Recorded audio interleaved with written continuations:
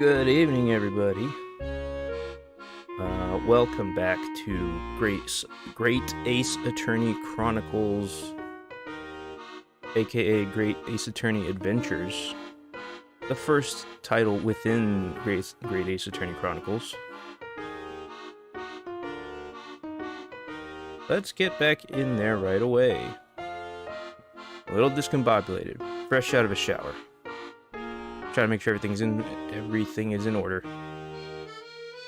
All right, I think we're good. Okay, so I ended on a save screen before, and then I accidentally hit back, and then it continued on into the next chapter. So here we are. I have not advanced any text at all since before, so we're exactly where we should be. I think we're fine. Let's continue. And if you are returning to us after having seen other installments of this playthrough and you're actually following along, thank you so much for being here. It's really cool to have people watching. Let's go. It looks as though the police are still here, carrying on with their investigation. Perfect. So let's find Inspector Gregson as quickly as possible. Yes, and let's see if he'll take a break from his chips to look at that silver tip. Or look at that silver tip Iris gave us for him. That's right, she gave us a little thingy. Oh, he's right here. I've examined this area enough. Oh. Interesting. So even though there's a chapter break and it prompted me to save, I go back to this location and he still has the same the conversation topics and everything. I don't remember if that's how it went in previous games. Also, I finally noticed that instead of talk, it's converse. Because it's British. Anyway. Let's take a look at this postcard. Did I already inspect this? Yes, I did. I did inspect this last time. Alright, let's go. Inspector Gregson, do you have a moment? So I don't. I'm a very busy man. Much too busy to talk to a pair of foreign gadabouts, that's for sure. We have these for you. A present from Miss Iris Wilson. What? For me? From her ladyship? Her ladyship? Get out of here, at once. Come on, hand it over. That's for me. Don't wait for me to give it to you. Wait, don't wait for me to give it to you, will you? That's a weird... I think that's supposed to be a sarcastic, but I don't know if that's the right way to phrase it. That's odd. I don't know how to read that.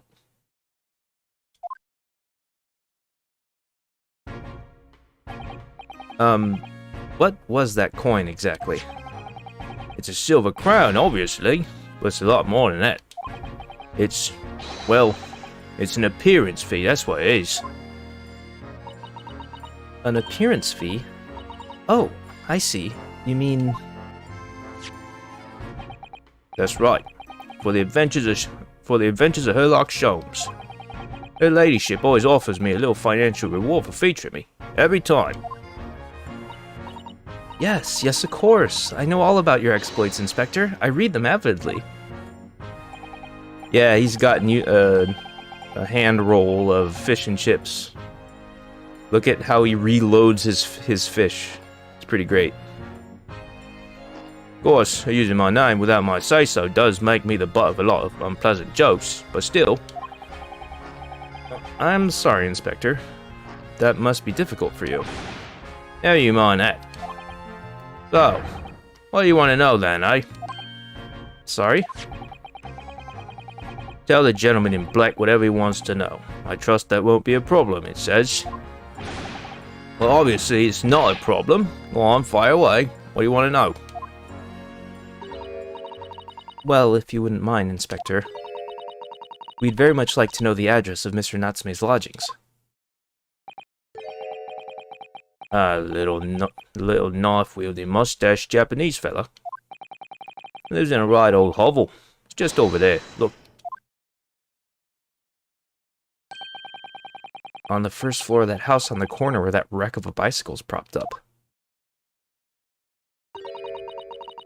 That is nearby indeed.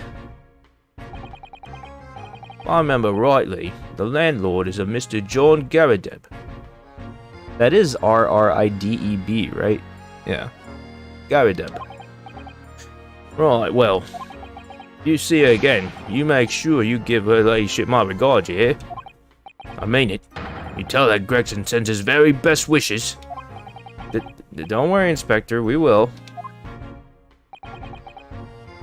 Goodbye for now, then. And long live her ladyship. Wow, he's a big fan of the 10-year-old girl. Kind of weird. Well, at least he told us what we wanted to know before he left. Yes. So then, shall we go and see what we can find in Mr. Natsume's lodgings? Definitely. Okay. Do I need to inspect the door, or do I need to move? Let's inspect the door. That's a rather typical brick building, isn't it? I'm sure it has a long and interesting history. Well, time certainly seems to have taken its toll on the place. It's crooked and sagging all over. This is starting to sound familiar. Yes.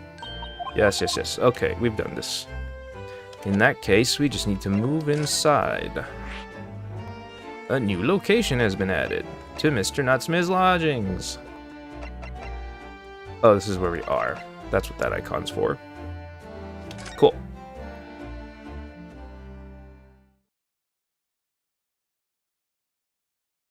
Colorful. Those are some gigantic things on the mantle. May I help you? Yes. Would this be the residence of Mr. John Garrideb? Indeed it would, sir. And who may I say is calling? My name is Ryunosuke Naruhodo. Mr. Naruhodo is representing Mr. Soseki Natsume. I believe he takes lodgings here. Huh. We would very much like to ask him some questions about our client. What's with that expression? 1 moment, please. I shall convey the message to Mr. Garrideb.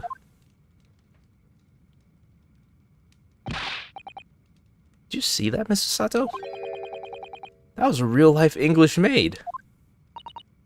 I know. As I understand it, anyone of standing in English society employs a number of household staff. But that was the first time I've ever seen one in the flesh. Oh, this day keeps getting better.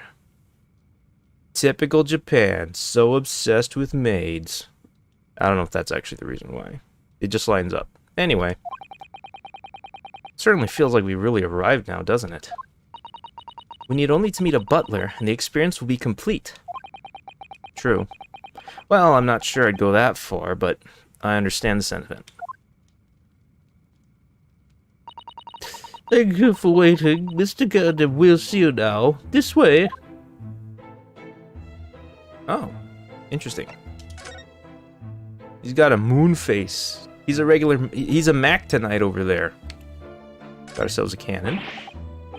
That's a full-size cannon. What's it doing in here? Oh my. It's real. I thought it might be a replica. Oh, wait a minute. What voice are we giving this guy? That old thing, that's little more than a toy. Sorry? The army was selling it off when I retired, so I decided to give it a new home. Never know when the enemy might attack next. Jolly useful to have a cannon about the house. Really? It isn't overkill? Be prepared, I always say. You never know what this twisted world is going to throw at you next, boy. Do you think there may be trouble brewing, Mr. Garrideb?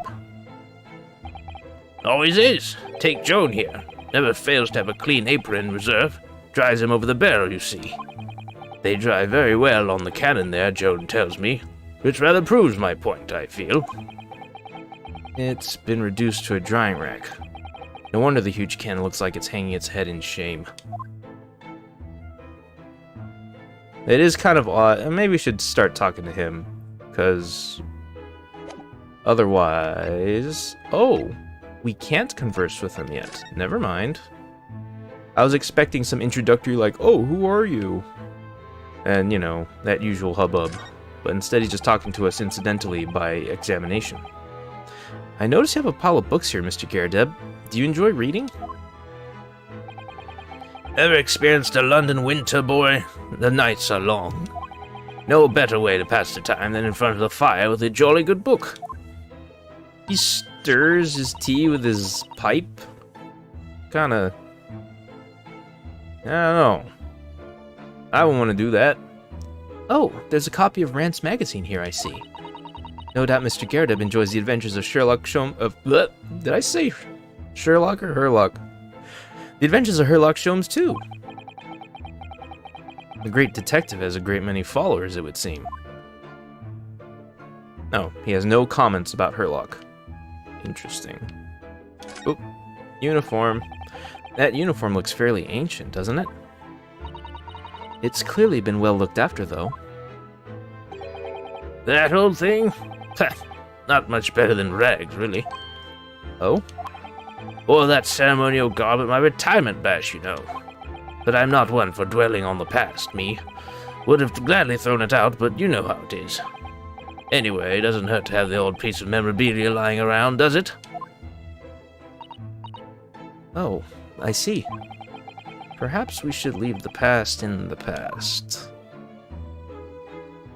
Leaving the past in the past is often a good idea. Except when you're trying to serve some unserved justice. That's when you should keep the past intact.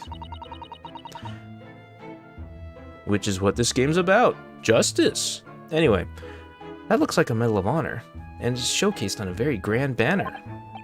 Yes, it's displayed with some pride, I would say. Although it bothers me that it's not straight. What, that old thing? Sorry? I should be glad to see the back of it, but the general would turn in his grave if I disposed of it. The wall's the best place for it. Keeps the bally thing out of my way. So it's just been polished to a shine by accident, I suppose. There appears to be an inscription on the medal itself. Look. Let me see. It says, "For distinguished participation." Sounds like the kind of honors even I could be in line for. I could participate in that. Well, one doesn't like to blow one's own trumpet, but I was given that for my time in the army. Can't measure an officer by the number of medals to his name, of course. Common knowledge in military circles.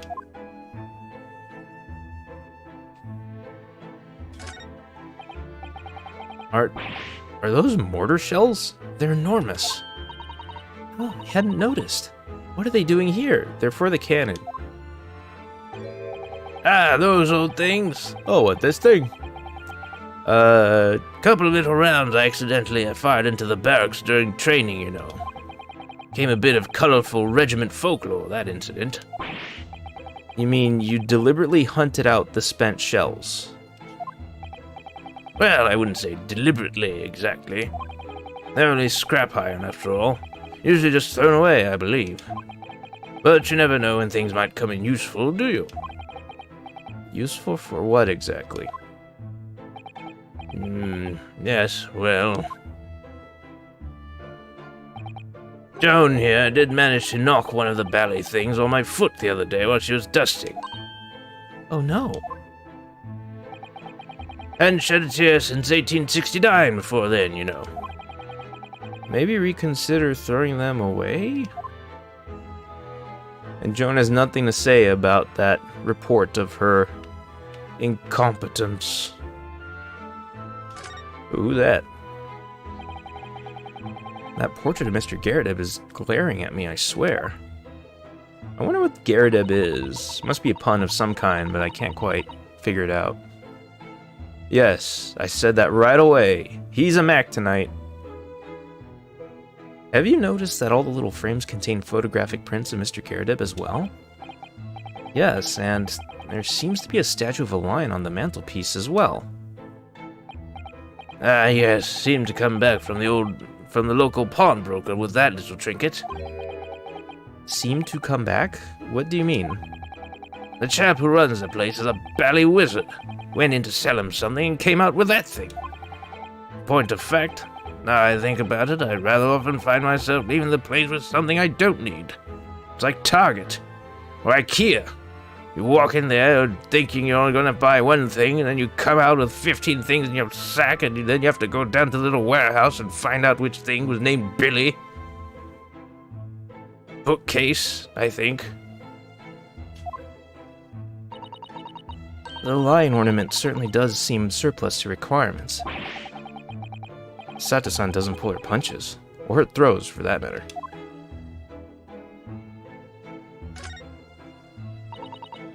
Look at that enormous screen. It must have been put there deliberately, surely. Yes, it certainly seems like someone's trying to hide something from view. It is a privacy screen. What could be behind it, I wonder?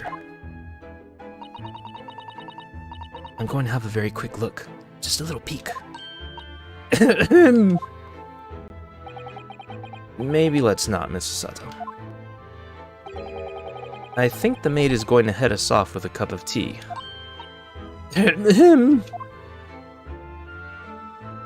Oh, that's the only thing she's done so far. I see a little thing on the ground there, but I guess it's not a point of interest.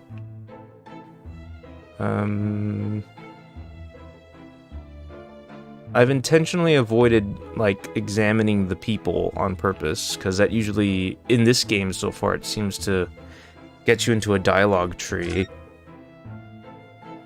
No, that's not much of a scroll at all. Alright, let's see what this window says. This window looks out over Briar Road, where the young woman was attacked. Oh yes, I can make out the policeman on the far side of the road investigating the crime scene. The glass is rather murky, isn't it? You can't see very clearly. Does this thing open at all, I wonder? I shouldn't underestimate the bitterness of a London winter, sir. Sorry?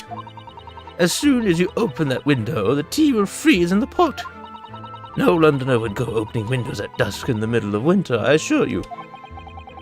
It seems very unlikely that these two would have seen anything of the incident then. Alright, so they're not prone to looking out the windows or messing with the windows. Good to know. A dessert rack. Oh, look. What a wonderful collection of cakes lined up on that gleaming silver cake stand. Lined up? Looks more like someone has half demolished them to me. Afternoon tea is a time of indulgence, you know. It is quite the English way. It is Mr. Garnham's custom to take 2 cakes with his tea. That sounds delightful. Oh, wait a minute though. There are at least 10 cakes on this cake stand. Well, naturally, and it would never do to waste the leftovers. So whatever Mr. Garnham doesn't eat, I say to myself, Joan, you shall have to tidy up. How magnanimous of you.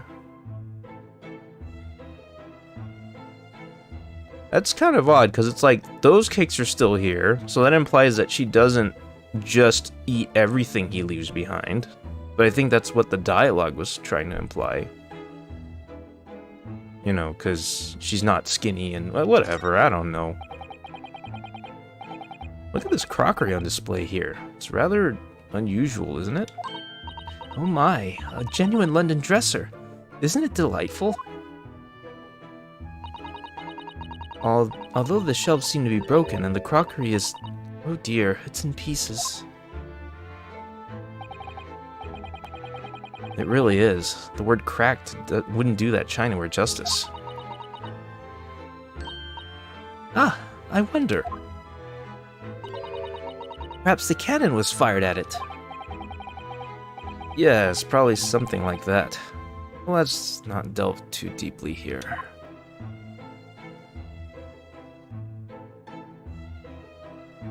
I guess that's true. That sure happened. But you know, that's the difference with like 2004 era like limitations versus now.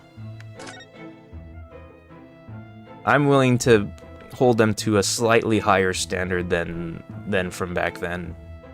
For that. Let's inspect Miss Maid. I guess they're both the same thing.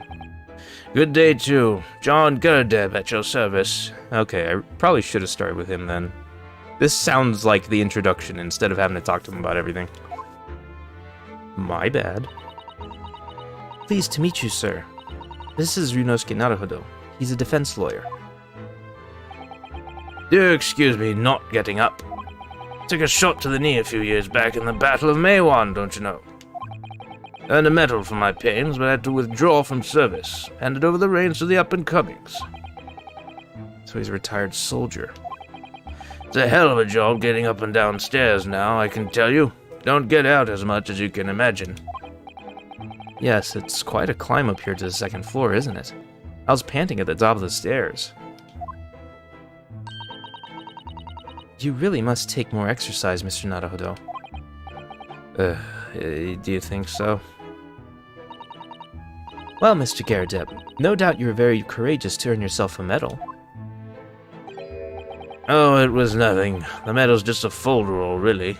If you look closely, it says for distinguished participation. Wouldn't like to offend the general, though, so I grudgingly displayed it on the wall.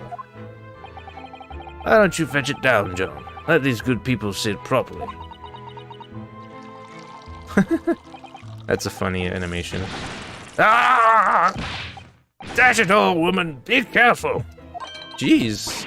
Oh, dearie me, I do beg your pardon, sir.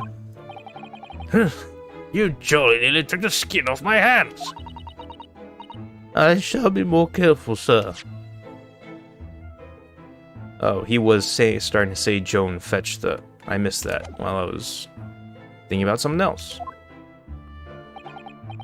So anyway, there you have it. Living the quiet life now, except for when I scream at my maid. Yes, I see. Now then, I hear you want to know about the chap lodging downstairs. Is that right? Yes, we would be very grateful if you could answer some questions for us. Only two, please, naturally, especially if it helps to keep the peace here in Blighty. We've forged an alliance with the Empire of Japan recently, as I'm sure you're aware. So this case is very much in the public eye, as it were. Oh, is it? Even had some famous detective poking around, you know. In this old house, would you believe? Yes, Mr. Herlock Sholmes. Could have been. Didn't catch the chap's name. Not really my cup of tea, all that detective business. Oh, but you have a copy of Rand's magazine here, so... No, Oh, he was getting nervous there. Anyway, the chap's investigating the foreigner's room as we speak. So he's in Soseki-san's room. It's a bally nuisance is what it is. The whole neighborhood's twitching its curtains now. Don't like all this fuss. It's jolly unsettling. Alright. What about Mr. Natsume? About Mr. Natsume then, Mr. Garradeb. Please, do tell us. Yes, a Japanese chap. Only been lodging here for a week. Oh, just 1 week? So he moved in very recently then? I have two lodgers most of the time, one on the ground floor and one just below us. The first floor room became available a week ago, you see. There'd been... Dash it all, do be careful. Oh my goodness, I'm terribly sorry, sir. I don't know why I keep pouring with my eyes closed. It doesn't make any sense to do. If you want to know my opinion... That's a good slap. I thought he was a shady sort from the moment I set eyes on him. Oh? Why? He seemed to have a most nervous disposition, always shaking and looking over his shoulder. The man had shady written across his sweat-soaked brow, if you ask me. I said to myself, Joan, that man is trouble. Sooner or later he's going to do something untoward. And I'm rarely wrong about anything. We won't be calling this maid as a witness, that's for sure.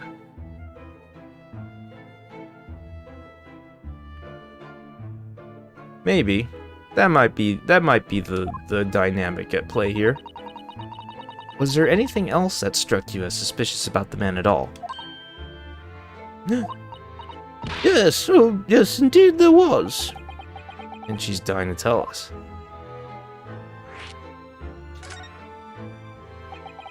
Had you noticed anything else at all about your lodger, Mr. Natsume? About your lodger, Mr. Natsume? She's not Mr. Natsume.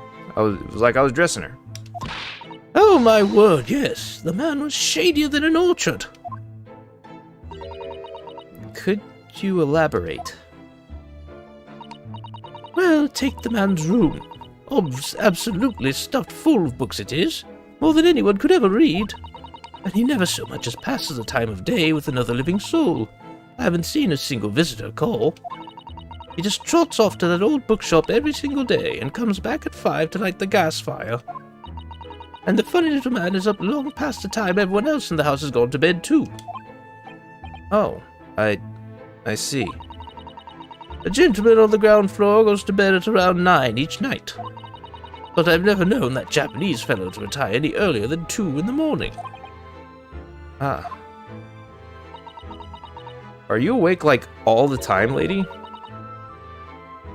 Could you clarify something, I wonder? What, pray? How do you know so much about Mr. Natsume's routine? Thank you, Sato-san. I love that you're here to ask these questions. Like, there's been 3 separate occasions at this point, I think, where you've asked the question I wanted to know. Oh! I'd understood that neither of the lodgers live on this floor of the house. Is that correct? That's right, yes. They're both below us, on the first floor and street level. Then, how is it that you know so much about the lives of your lodgers?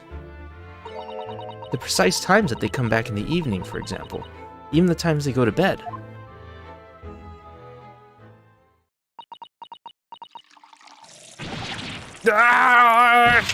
Good grief, children, be more careful, woman! Oh my goodness, sir, I'm terribly sorry, sir. I just thought I would like to hurt you again. Something doesn't add up here.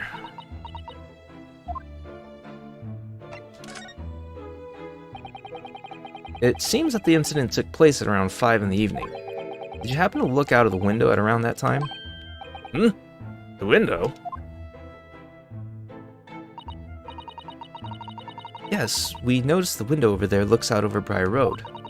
The incident took place on the pavement just on the far side of the street. Was there anyone suspicious loitering nearby? 5 o'clock is dinner time in the Gyakuten household, so I'm afraid I don't remember seeing anything. How about you, Joan? No, sir. It would have been dusk outside already at that hour. And with the fog as well, I should think it would have been quite impossible to see the other side of the road. Oh, I see. Did you notice anything else out of the ordinary then? Such as? Anything at all, even if it seems unrelated. Well... Yes? Was there something then? Well, it's nothing particularly significant, but at around that sort of... For the love of God, Joan, watch what you're doing! Oh, dearie me, what have I done? I'm awfully sorry, sir. Do be more careful, woman. Of course, sir. If I may, Mr. Narrow Hollow. Oh, yes. I have an exceedingly good memory, and as far as I remember, nothing of any significance took place here at that hour. Nothing at all. Oh, really? Mr. Gyakuten? The way you were talking before, it sounded rather like there might have been. Oh, well, as I was saying, it was just a trifling matter, really. Nothing of... Joan, dash it all! What is the matter with you, woman? Shut up! Begging your pardon, sir. Nothing happened. Yes, quite. Damn it. Nothing happened. We sat down to a quite uneventful meal, Joan? That's right, Mr. Gyakuten. What's the matter with these two? It sounds like something happened here in this room on the evening of the incident. But what? I wish I knew. Although I kinda wish I didn't. Mr. Natsume's room. Could you tell us which floor Mr. Natsume's room is on? Why, certainly. Just below us on the first floor. And Mr. Sholmes is investigating there, even as we speak. Yes, told me Natsu's name and had asked him to look into the matter, so I gave him the key. Mr. Natsume has engaged Mr. Sholmes' services? That's a blatant lie. Would it be alright if we also had a look around? In Mr. Natsume's room, I mean. Don't see why not. That's just down one flight of stairs. Who knows if we'll find anything that could help us with the case, but we have to try. We need all the clues we can lay our hands on. Shall we? Yes, and while we're there, we can speak with Mr. Sholmes again. Perhaps he'll be able to tell us more.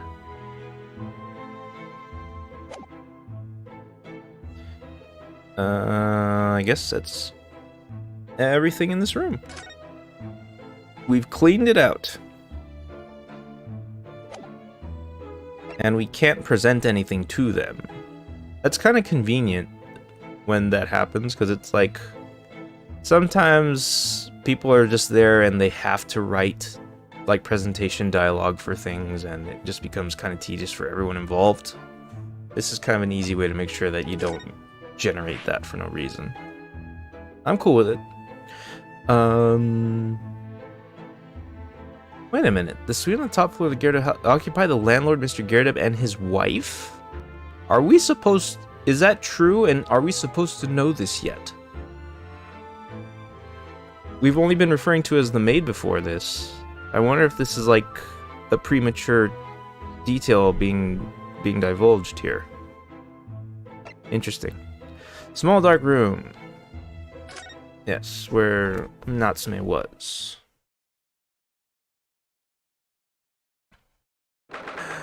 Cats. We got cats up in here. We got a calico way the heck over there. Pretty big looking, actually. That's a huge cat. What?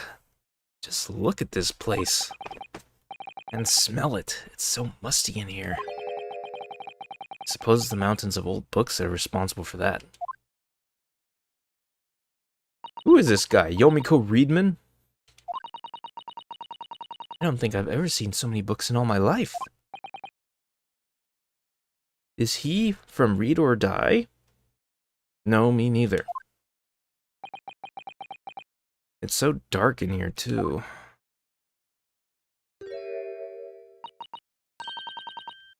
Is that the window over there? Well, it was the window, I think, yes. Once upon a time. For some reason, it's been closed with bricks and mortar. So this is where Mr. Natsume lives.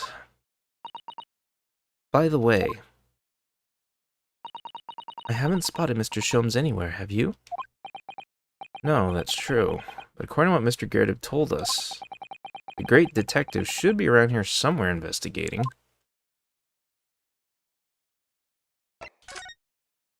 Let's start examining things. Lucky cat. Oh, look, it's a beckoning cat from home. It's a bit big and bulky, isn't it? Surely Mr. Natsume didn't bring that Maneki-neko all the way from Japan with him. I hardly think you're in a position to comment, Mr. Naruhodo. Are you forgetting the enormous Daruma doll that you brought in your luggage? Well, it can be dangerous traveling abroad. I wanted a lucky charm. Well, I imagine Mr. Natsume wanted the same, and this cat is sure to beckon good luck to him. It's not doing a very good job so far, is it? Heh. He doesn't have something as good as a Daruma to bring good luck. I have a Daruma. They're better. By the way, for anyone listening and wondering, a Daruma are those, like, red dolls. They look almost like Russian nesting dolls, but they don't open up. And they often have only one eye filled in. Because the lore goes, you fill in one pupil when you set out on a goal, and then you fill in the other pupil when you achieve that goal. The more you know. You mustn't say such things. I didn't say a word. Why are my eyes such a giveaway? Yeah, she just reads my mind. She can just hear my thoughts. Everyone can hear my thoughts in this game. More so than any other game before, it feels like. Books! Look at all those books stacked up there. They almost reach a ceiling. They're all works of English literature, and they all smell so musty. With this volume of books to hand, you'd never be short of reading... Wait, with this volume of books to hand... Is that an English phrasing? I've never heard that, like, phrase before. You'd never be short of reading material, would you? No, what a dreamy idea. A bad dream, maybe. For me, at least. I hate reading in education. Mind you, I don't imagine the book that's at the bottom of the pile now will ever be read again. Ah, so reading it is an experience that comes but once in a lifetime. Just as a tea ceremony teaches us. I certainly didn't expect the conversation to turn down the path of tea ceremony philosophy. Yeah, it might have just been a typo. Gotta remember that there's always a chance of it just being a typo. It's like, is that a British thing? No, they just misspelled it. Is that a British thing? No, they misspelled that too. Wow. I don't want to... I feel like the cat's gonna start, like, actual scene stuff, so I want to... Let's check this window first. Could you even call this a window? I think so. It was a window at one time, after all. Although all that remains is a frame around some bricks now. It's like that movie. Room... Was it 1428? Never mind. It was stupid. So really it's just a wall then, isn't it? But why would anyone deliberately brick it up like that? I'm afraid I have no idea. Ah! Perhaps Mr. Natsume painted the brick design on in a fit of whimsy. That's terrible. That's the dumbest you've sounded in a while. That's alarmingly feasible. No! Those are clearly real brick... Whatever. Anyway, whatever the reason, the lack of ventilation here makes the place very oppressive. It does. I imagine being cooped up in a room like this would be extremely trying.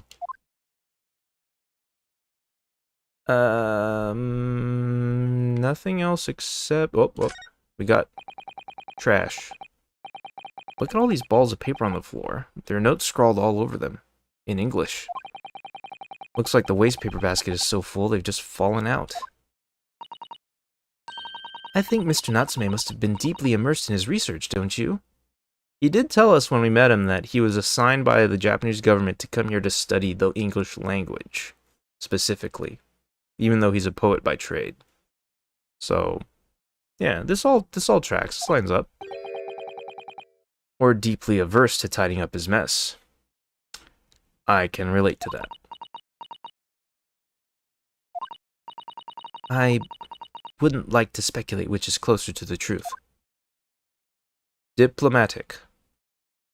Well said, Miss Natsume. It's weird that there are so many scenes that only have that tiny little extra bit to look at. I'm not sure I like it. And in addition, scrolling over to this side of the screen doesn't even give me anything else to look at this time. I'm not crazy, right? Yeah. There's nothing over here. And yet they let me look at it. Oh, that's weird. I'm not used to that being the case. Oh, shit. Missed. I missed it, I'm sorry. There we go. The book. That desk seems to be wedged into a crevasse between the mountains of books on either side. I suppose Mr. Natsume would sit there and read while stroking his cat. but surrounded on all sides by these towering old tomes. Surely he dreamt of books every night as well. Yes, he must have done, mustn't he? Oh, what's this? It's a receipt from a second-hand bookshop. Your books. Oh yes, Mr. Nutsman's name is on it, look. And the date of purchase. 2 days ago at 4:45 p.m. That's the day of the incident. That's just a short while before he was embroiled in the terrible attack. He must have been on his way back from buying some old books. Okay. Says that he had purchased before the incident. No, that's exactly what he just said. Alright, time to inspect the cat. Right away, it opens its eyes. You are so big looking. This cat's too big, man. Oh my, what an adorable little cat. Perhaps he's looking after all... Oh wait, no, it's still her. Perhaps he's looking after all the books while his master is away. I don't know about that. He disappeared into that pile of books as quick as a flash. It was a tricolor Mike, wasn't it? Do they even have that sort of cat here in Great Britain? Perhaps Mr. Natsume brought the little creature with him from Japan.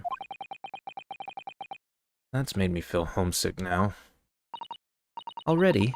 We've only been in the country for 2 days. Huh. So, making the cat move. There he is. That's why he's... Okay, that's the reason why. I knew there had to be a reason why. Right on your face. Ah, look, Mr. Naruto. Oh, Gene Parmesan! Aha! There he is. Gene Parmesan, where did he appear from? He seems to be engrossed in the pages of an old book. I hope he won't mind if we disturb him. Hello, Mr. Sholmes. Ah, you two. Good day. Now, let me see. Where was it that we met? Oh, Mr. Sholmes, we were together on the SS Buria. Yes, of course, the Buria. And let me see. What happened on that voyage? It was Kazuma Asogi. He died, tragically. But you were a great help to us. Ah, yes, but of course, the case of Mr. Asogi. It was the one with the snake, wasn't it? Oh. Well, you seem to remember something of it, at least. What an honor to be remembered vaguely by the great Herlock show. This is Mr... Oh, no, my dear madam. Hold your tongue. I pride myself on my superior powers of recollection. Your names are safely recorded in my brain attic. Miss Naruhodo. And Mr. Susato. Try the other way around, Mr. Sholmes. I lose the first round.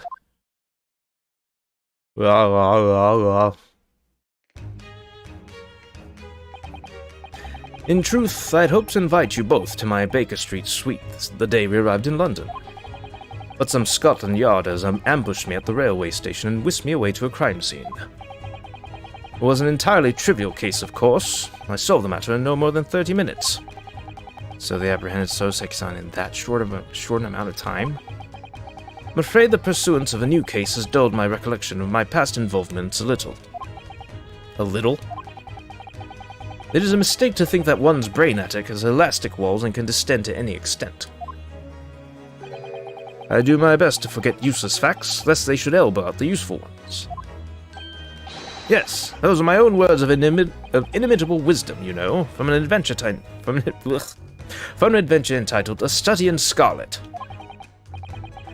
Please, there's no need to quote yourself. I don't always remember my pearls of wisdom, but fortunately, my associate pens them beautifully. He means Iris, I suppose. Mr. Sholmes, we have some extremely important questions to ask you about the trivial case you just mentioned. Goodness, what an earnest expression. My dear madam, I should be only too pleased, and this murky room is an apt place to discuss the murky case. Alright. Let us converse. We know this to be the lodgings of a Japanese foreign student by the name of Soseki Natsume. It seems that you assisted in his arrest, Mr. Shones, for the stabbing of a young woman outside here on Briar Road. Natsume. Yes, I believe it was a name rather along those lines. But Mr. Natsume denies it. Was it really justifiable to arrest him on so little?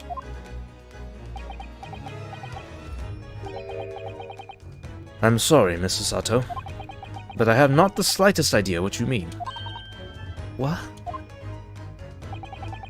I can't believe he was looking Sasato squarely in the eye while feigning ignorance. I assure you, I'm not merely feigning ignorance. It would appear as if the pair of you are under some misapprehension. Oh? How? I assure you I have no recollection of accusing your stooped compatriot of the crime. But that doesn't make sense. The good detective of Scotland Yard made the following request to me, and I quote verbatim. We need you to ascertain the identity and whereabouts of a man seen fleeing the crime scene. That did not sound right as I said it. We need you to ascertain the identity and whereabouts of a man seen fleeing the crime scene. A man seen fleeing... There were a number of books scattered on the pavement at the scene. From the book plates, I was quickly able to determine the bookshop from which they had been purchased. On speaking with the proprietor, I was immediately led to this address. Elementary, wouldn't you say? I believe there's a receipt around here somewhere from the establishment in question. So you don't think Mr. Natsume is the culprit, then? That I could not tell you. But it was aggravating my faculties. Hence why I returned here. However, this place is such a trove of fascinating books, I found myself quite lost in bibliophily. Bibliophily? How do you pronounce that? I don't know. Do not be deceived into believing that I am a man of leisure. No, no, no. Oh dear.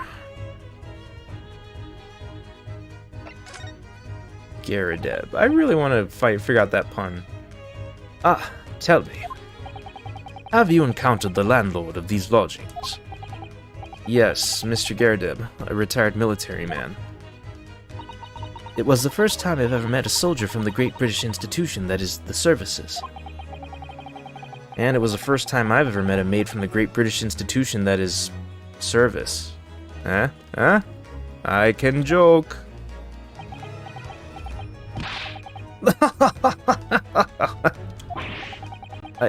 I didn't think it was that funny.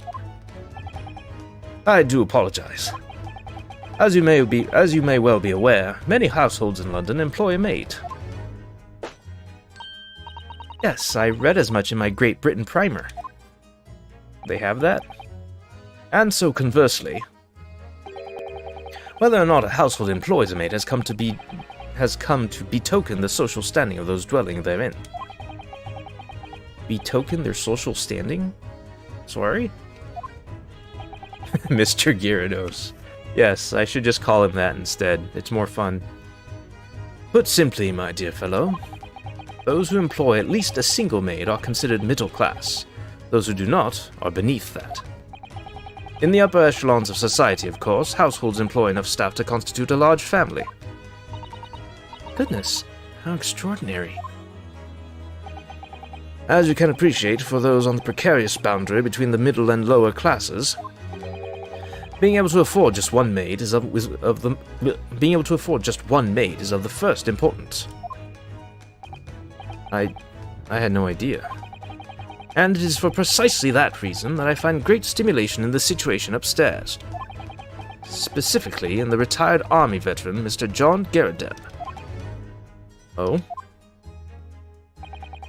Affable as he is, the fellow is hiding something. Whether or not it imposes on the circumstances of this case, I am as yet unable to ascertain. I'm thoroughly lost on what he means to say. He is rather verbose, isn't he? This room is thoroughly suffocating for the soul, my dear fellow. I assure you, any man whose lot is to dwell in a place such as this will stab somebody sooner or later. It's quite an assertion. Mr. Natsume has stabbed no one. Ah, but sooner or later, as I said. I don't believe that's the issue here. About this dark little room, Mr. Sholmes. Why is there no longer a window? Do you have any idea? No window? Well, I mean, I can clearly see that there is a window of sorts. But it's been completely blocked with bricks. Ah, I see. The answer to that question is quite simple. Window tax. What? Window tax? What is that? I ask for real. Surely, not a tax on windows. Precisely that. Oh my goodness. Until relatively recently, a tax was levied on households in this country by the number of their windows. Those of lesser means, having inherited a sizable and costly family home perhaps, rapidly closed windows up,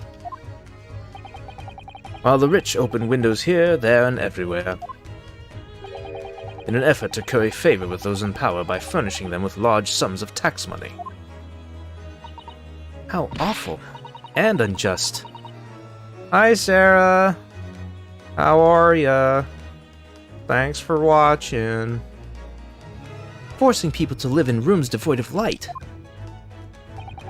Indeed, disease was rife as a result. So, some 40 years ago, or thereabouts, the window tax was abolished. But its legacy remains, as you can see, in squalid lodgings such as these, for example. I suppose Mr. Natsume's stipend for living here in London isn't very generous, perhaps. I miss you guys too. We should hang out sometime. It would appear so. I've done a little digging, and discovered that these lodgings were offered at an extraordinarily low price. Because the room is so awful, I should think. Apparently Mr. Natsume only moved in here about 1 week ago. Yes, that's correct. However, I don't believe the low rent is explained by the shabby nature of the accommodation. Oh? Still, that is of little relevance here, a matter not worthy of further attention. Are you sure? I'm curious now. Thanks, Sarah. Always appreciate it. Appreciate it. I botched my thank you to you. That's how on point my voices are. Well, I believe I've told you all I can now. Thank you, Mr. Sholmes. Ah, yes, Mr. Naruhodo. Was it not your intention to become a practitioner of law? You remember that, did you? Will you perhaps be offering your services in this very matter, I wonder? To the occupant of this room, Mr. Natsume, was it? I'm not sure. Not sure? On what grounds? Well, I actually defended someone in court here only yesterday. Really? Well then, I congratulate you, sir, on an ambition realized, and so promptly, too. The thing is, it's really made me question things. Am I right to believe in my clients? To trust in their innocence? Yes. Trust. Mr. Sholmes, Mr. Natsume didn't do it, did he?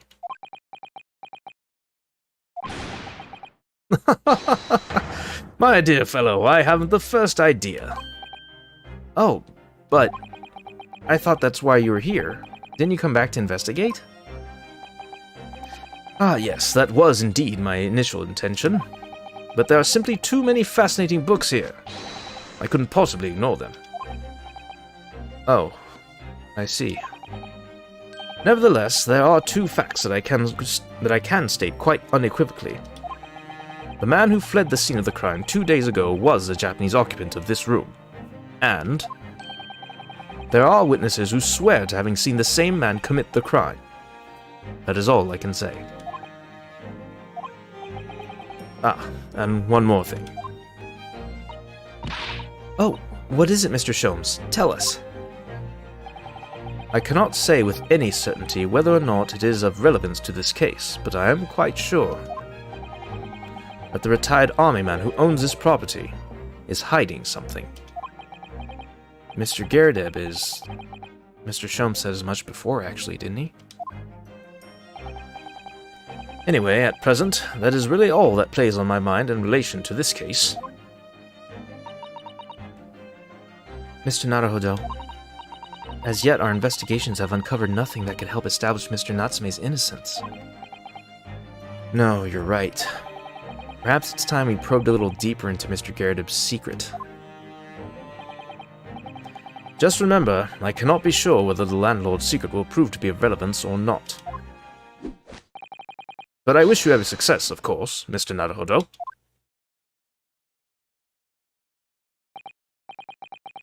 A busy man indeed. He's gone back to his book in the corner of the room. And I cannot change my view to check and see if he is actually over there in the corner of the room. Fantastic. Alright, let's get back to the Garderb's room, where he and his wife live. It says his wife. Why does it say his wife?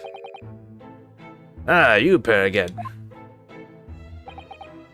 Tell me, was the detective chap, I forget his name, still hard at work down there? Mr. Herlock Sholmes?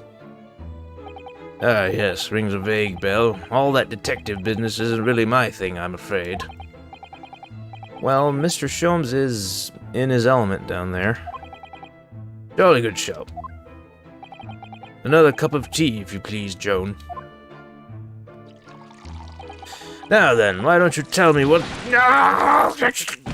For the umpteenth time, woman, will you watch what you're bally well doing? I shall be serving dinner shortly, sir. Yes, of course.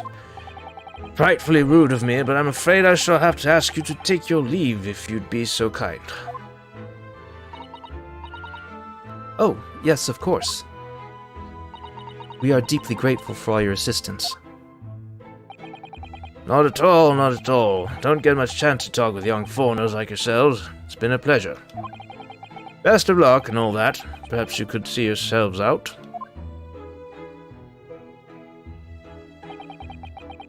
According to Mr. Sholmes, Mr. Gyakuten is hiding something. Since no other avenues of investigation seem open to us at the moment, perhaps we should do some digging.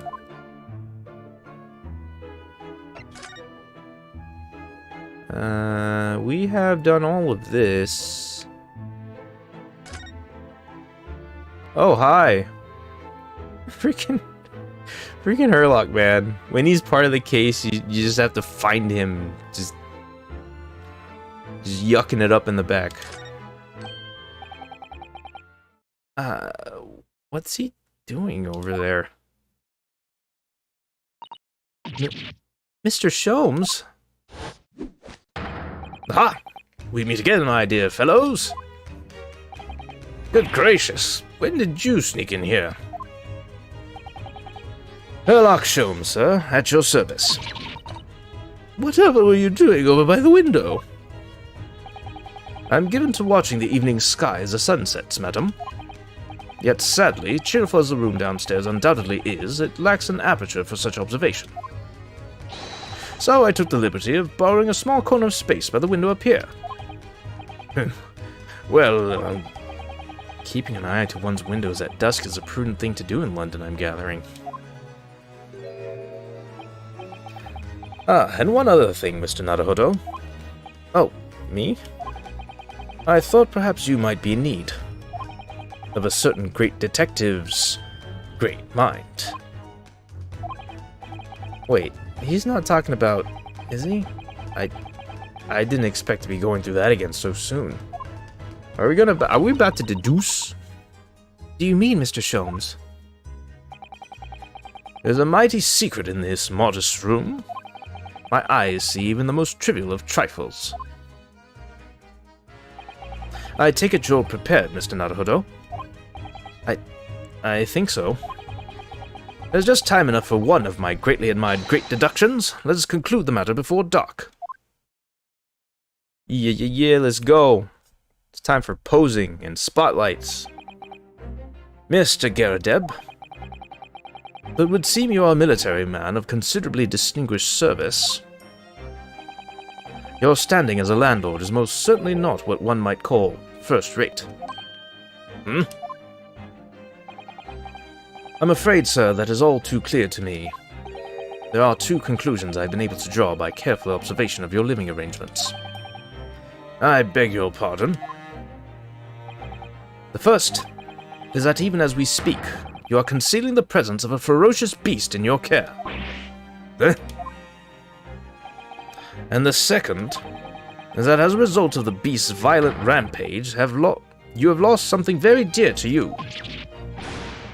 Mr. Naruhodo, look!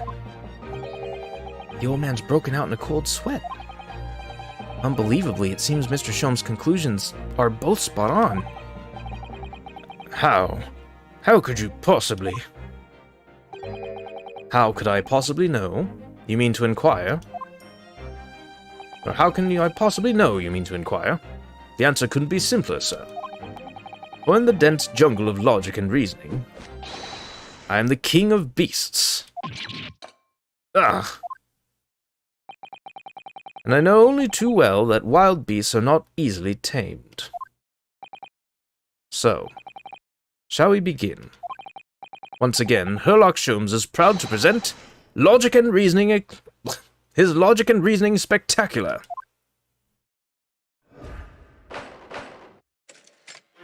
The game is afoot.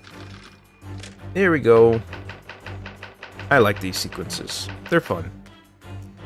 Nature of the beast. It certainly shouldn't take a great detective to see that a fearsome beast has been on the rampage of late within these four walls. Thus, we are faced with the question, what form might this beast take? Ah, for a man with a military breeding, your eyes are uncommonly candid.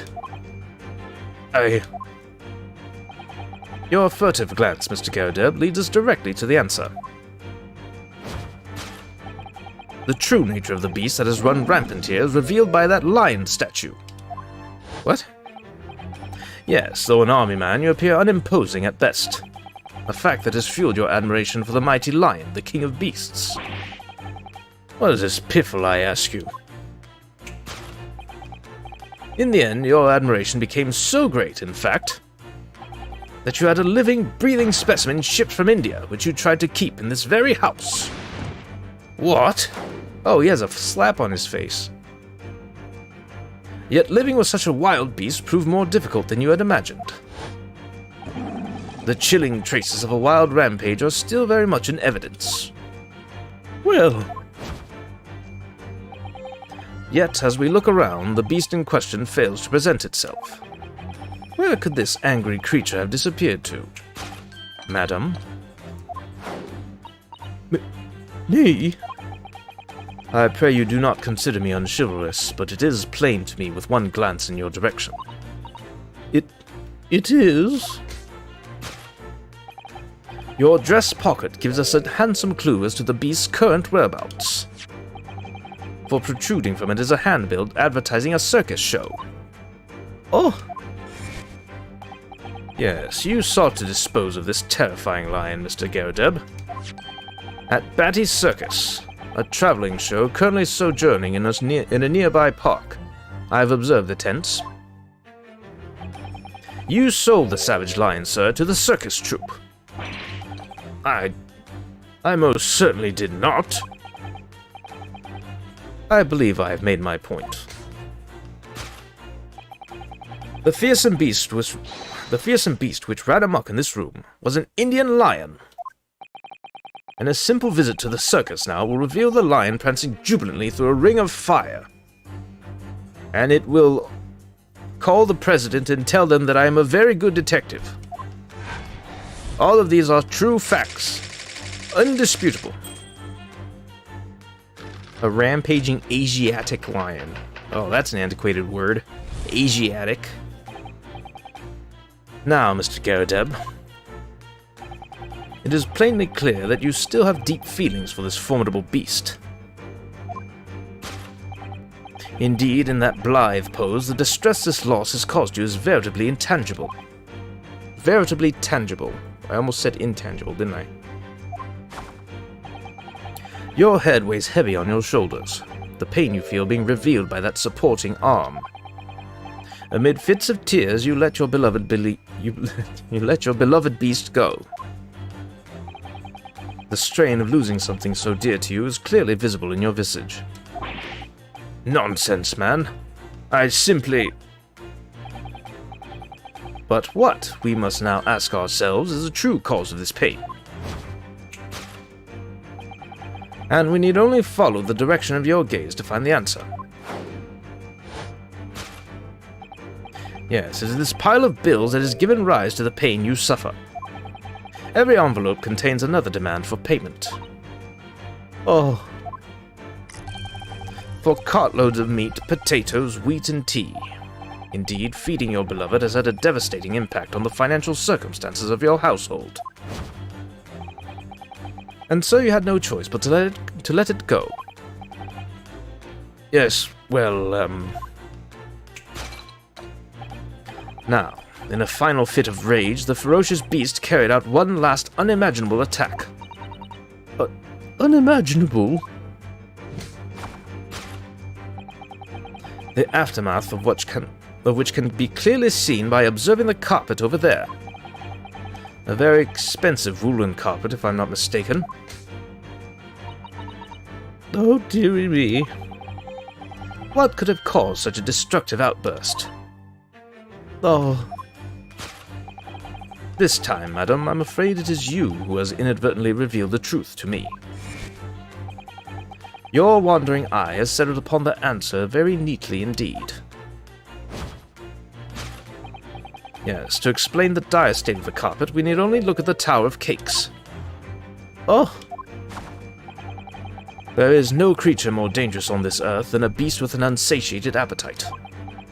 Was it or was it not once said by a certain noblewoman, if they have no bread, let them eat cake? Famous, but not actually said. Look it up. Food is at the heart of all tragedy, in fact. Whatever do you mean? Having tired of the taste of cake, the beast began to stalk its next prey. I'm sure I need not spell out the nature of this final act of destruction carried out by the beast. There's only one logical conclusion. Worked into a frenzy by hunger, the lion attacked and ate the carpet. The teeth marks in the carpet are a perfect match with those of a lion I once saw in India, thereby confirming that it was the exact same lion.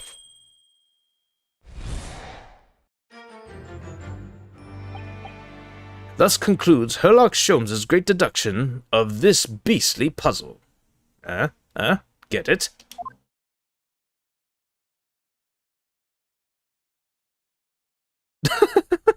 That's his face.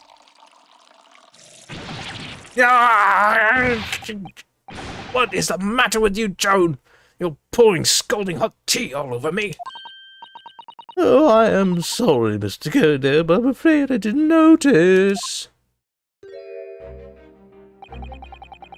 My deductions can be startlingly sharp. It stands to reason that your cup runneth over. Indeed, my revelations can make people spill tears at times too. Oh, I'm on a roll. I've got jokes. Oh. Mr. Sholmes, sorry to butt in again, but could I make an observation? Why, certainly, Mr. Naruhodo. What is it again? Or what is it again? Well, your deductions just now. Do you really think a lion could have fit inside a room of this size? Indeed, it is the only explanation for the facts. The terrifying truth all too often lies beyond the realms of common sense. But wouldn't it be an idea to consider what lies inside the realms of common sense as well? But if an uncaged lion had run amok in this very room, surely Mr. Gyakuten and his mate would have been hurt, or worse. Ah, that's where you are stuck. No doubt the former military man held his own against the beast using that large cannon. I thought you said that they sold the lion to the circus. And what about the food? Meat and potatoes are one thing. But I don't believe I've ever heard of a lion that drinks tea. Ah, my dearest Miss Susato, it occurs to me with some regularity that irrespective of race and breeding, whenever anyone lands on Great British soil, they're infused with a highly appropriate taste for afternoon tea. Oh, what a glorious notion. Well then, Mr. Naruhodo, it's your turn to shine again. I had a feeling that was coming. A slight massage, that's all Mr. Shoma's deductions need. You can do it. Excellent. I've been waiting for my trusty partner in deduction to step forward, Mr. Naruhodo. I'm wrong on purpose. We don't even know yet whether or not this is going to help with Mr. Natsume's case. Still, I love proving people wrong. Uncovering the truth is always worthwhile, whatever the motivation. At least, that's what I want to believe. Let us start again, from the beginning. Of Herlock Sholmes' logic and reasoning spectacular. Man, right away into the course correction. One unfortunate thing is that it does require me to read many lines over again. It certainly shouldn't take a great detective to see that a fearsome beast has been on the rampage of late within these four walls. I love when they flinch. It's the best. Thus we are faced with the question, what form might this beast take? Ah, for a man with a military breeding, your eyes are uncommonly candid. Aye. Your furtive glance, Mr. Gyakuten, leads us directly to the answer. The true nature of the beast that has run rampant here is revealed by the lion statue. Ooh. I really didn't see that lion thing coming. No, but if you observe Mr. Gyakut's reaction, it rather seems as though some beast did indeed run amok here in this room. Yes, something with a very fierce nature, but it couldn't have been a lion transported from India. So what was it then? We must follow Mr. Gyakut's gaze. That will lead us to the true answer. Let's inspect things. Well, there's a lion statue that Mr. Sholmes picked out. Yes, I wonder. Perhaps if you did live with a lion, it would prove to be a rather sweet companion. I think that's like a mouse trying to tell its family that the cat around the house is sweet. I suppose it is a bit of flight of fancy, isn't it? Anyway, the beast we're looking for is something else. Let's have a good look around.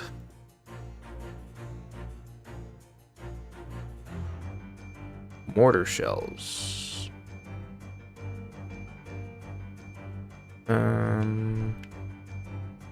Anything on this side that I can inspect? That's a no. Oh, photograph frame. Oh, that's probably what it is. Let's inspect the mortar shells then. These are shells for the cannon, aren't they? What a strange place to keep them. I imagine they have some significance to Mr. Gyakuten from his time in the army. Ah, of course. He mentioned a battle to us before, didn't he? Do you remember? He said that he'd been shot in the knee. Perhaps it was one of these that hit him. Sato, sometimes you're so stupid.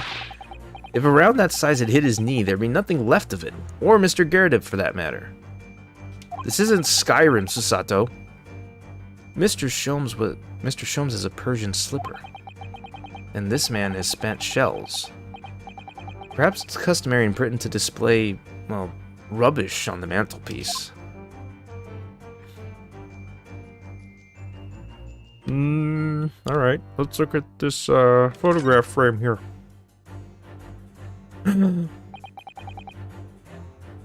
What is this photograph?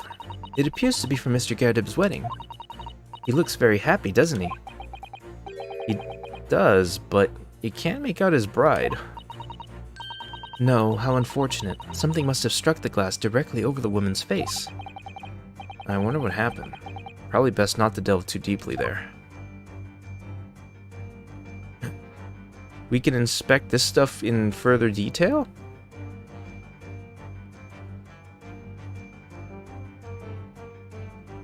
I feel like the game kind of played its hand too early. According to the location descriptions, we already know that the maid is his wife. So I guess they're trying to set up that the wife was on a rampage because they were fighting or something. Let's see. This must have been when Mr. Gyakuten was still in the army. He seems to be carrying his rather stout bride effortlessly and beaming a smile at the same time. I suppose he was very strong in his younger years. Hard to imagine now. He's as thin as a rake. The glass is broken, so you can't see the bride's face at all. It's just really broken, and we can't change the angle at which we view it, so this reflection is the only view from which we can see it. But no amount of cracks could hide the woman's plump form. I think powerful would be kinder than plump, Mr. Naruhodo. Yes, she certainly looks that. There's a lot of horsepower there. What is this dialogue? Come on, what is this? Not someone you'd want to upset, that's for sure. Oh look, have you noticed her wedding ring? It's very large, isn't it? Yes, that's an unusual design. It looks like some sort of embellished sunflower. Well then, I do believe it is the bride. Take that! Take that!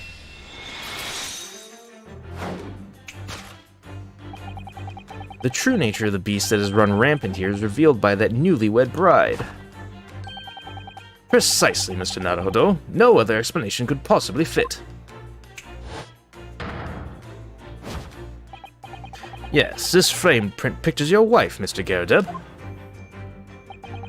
And while we lament the fact that her face is obscured, we can still make out her mighty arms and note the considerable horsepower they must contain. Why does he keep talking about horsepower? Oh, indeed. Surely any woman of such powerful constitution would be honored to be described as a beast. I don't know, man. Honored might be stretching a point. Too late. The fact remains that the beast which so clearly savaged this room was your wife, Mr. Gyakuten. Yarg! The chilling traces of a wild rampage are still very much in evidence. Well. Yet as we look around, the beast in question fails to present itself. Where could this angry creature have disappeared to, madam? Me? I pray you do not consider me unchivalrous, but it is plain to me with one glance in your direction. It is. Your dress pocket gives us a handsome clue as to the beast's current whereabouts. The poor, fragile, defenseless woman is beside herself. Well, I don't know about fragile. Oh dear. Anyway, Mr. Sholmes is quite right. There's no sign of a Mrs. Gyakuten anywhere. But it seems there may be a clue as to her whereabouts. A clue that this maid is trying to hide. I wonder where Mr. Gyakaten's wife could be. How many visually overweight characters are there in this game? So we can... Whoa! I forgot. That's how this works. Two tightly shut eyes to avoid even the chance of a giveaway glance. Pursed lips to prevent any secrets from slipping out. Rounded cheeks to deflect any abuse that might be hurled her way. Yes, this is a unnervingly powerful woman, Mr. Sato.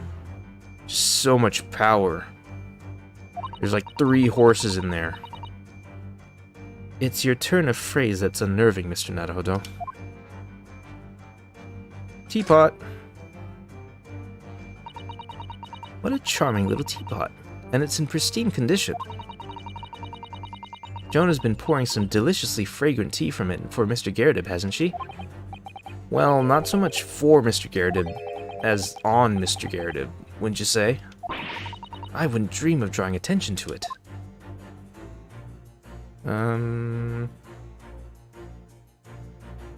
Oh, hello.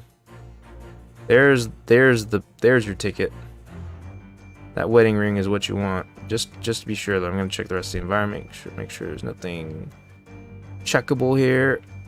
And also, we see that Gyakuten has that handprint that we can't yet inspect.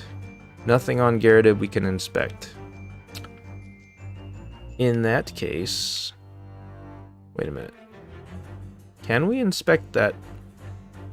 Ah, we can check the pocket. That certainly does appear to be a circus handbill poking out from her pocket. Batty's Circus, currently performing shows in a park not far from here. You don't think... Surely Mr. Gyakuten didn't sell his wife to the circus? Mr. Naruhodo, how could you even think such a thing? I was only joking. I think. Besides, I would have gone with, do you think he fed her to his pet lion? That's somehow worse. Wow. Wow, Susato. Anyway. Ah, man, the inverted camera. Wedding ring. She's wearing a very large ring, look. Oh yes, a sunflower design with some rather nice embellishments. And it's on the ring finger of her left hand, which means it's surely a wedding ring. It looks like it's on there for life, too. Can't imagine it would slide off a finger that size. That's something to think, Mr. Naruhodo, not to say. Do you know Mr. Gyakut's wife in the photograph had a... Wait, do you know Mr. Gyakut's wife in the photograph had a ring very much like this one? It's weird phrasing. It was a large sunflower design as well. Really? You have a great memory for these things that we saw 3 minutes ago. Large sunflower wedding ring. It's quite a coincidence that they have the same ring, isn't it? But that's what it is. Take that! Man, what if I sounded like that the whole time trying to be him, being Ryunosuke? Your wedding ring gives us a handsome clue as to the beast's current whereabouts. Oh. Indeed it does. That flowery band gleaming on your finger gives you away. For it is identical to the one shown on the hand of Mr. Gyakut's bride in this photographic print. In other words, you're no ordinary household maid. No. You are Mr. Gyakut's lucky bride. You are Mrs. Gyakuten herself.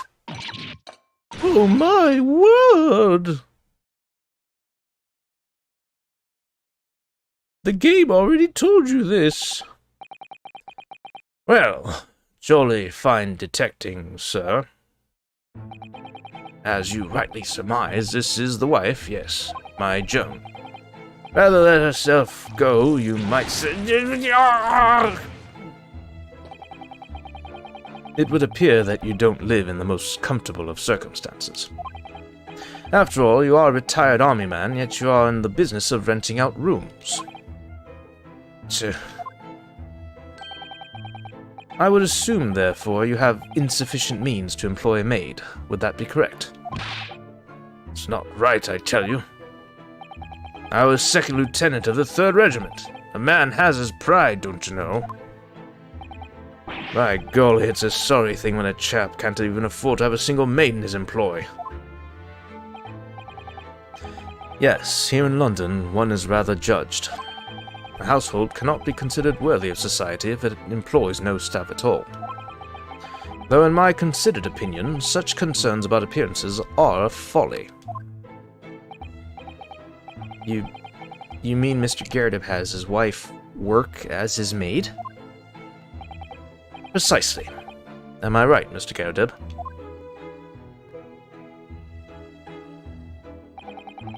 Only in company, obviously. But listen here, this must remain a secret.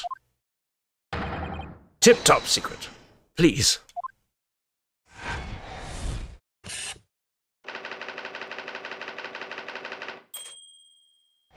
Unfortunately, I settled on a voice for Mr. Gyakuten that sounds very close to what I give Soseki-san, but that's fine. Hopefully they won't talk to each other. Now, Mr. Gyakuten, it is plainly clear that you still have deep feelings for this formidable beast. We should really stop calling her that. Indeed, in that blithe pose, the distress this loss has caused you is veritably tangible. Your head weighs heavy on your shoulders. The pain you feel being revealed by that supporting arm. Mr. Sholmes is quite something. He's still calling Mr. Gyartub's wife a beast. Because the structure of this deduction mechanic requires a lot of dialogue to be repeated. Yes, as a woman, that feels rather uncomfortable.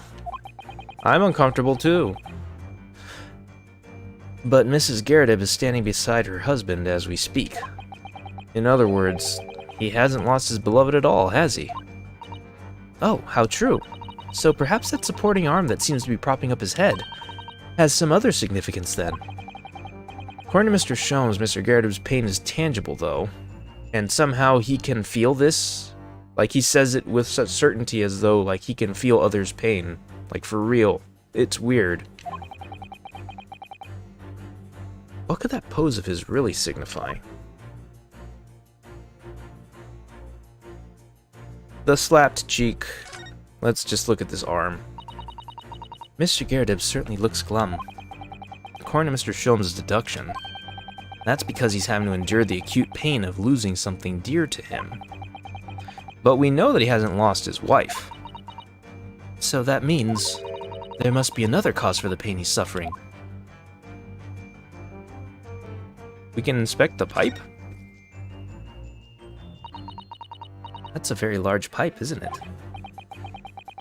Yes, anyone who has something that size hanging out of his or her mouth on a regular basis. Oh, excuse me. Actually, hold on just 1 second. I do wish to blow my nose.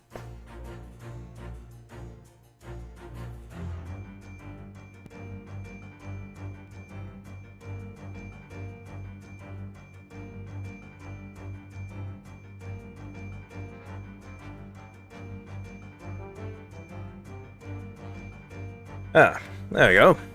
See, feels a little better. Oh, I picked up the wrong controller. Here we go. It's sure to have a serious chin like Mr. Gyartub's. What's that white binding around it all about? That didn't reveal much, but... And nothing else around him to inspect that we can actually focus on.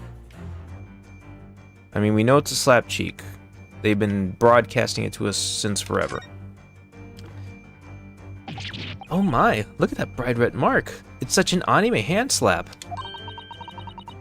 Gosh, that's quite something, and clearly made by somebody's hand from an anime.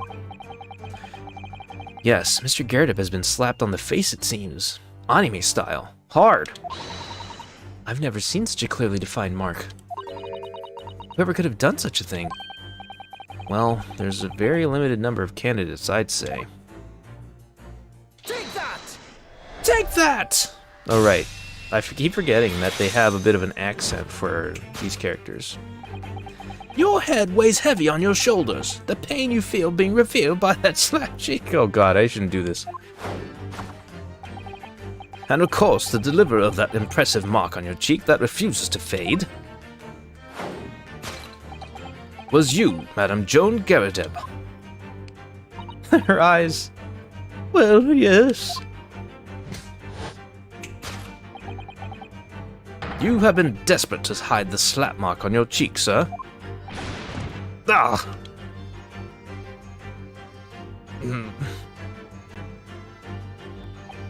Oh, the blazes! How did you work that out, man? Nothing escapes the notice of one trained in the art of observation, my dear fellow. That's why you haven't looked directly at us even once. To keep your other side from view. Well,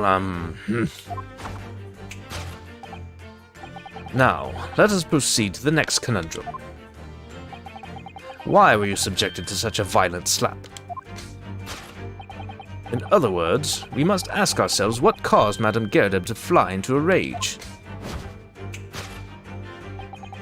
And we need only follow the direction of your gaze to find the answer.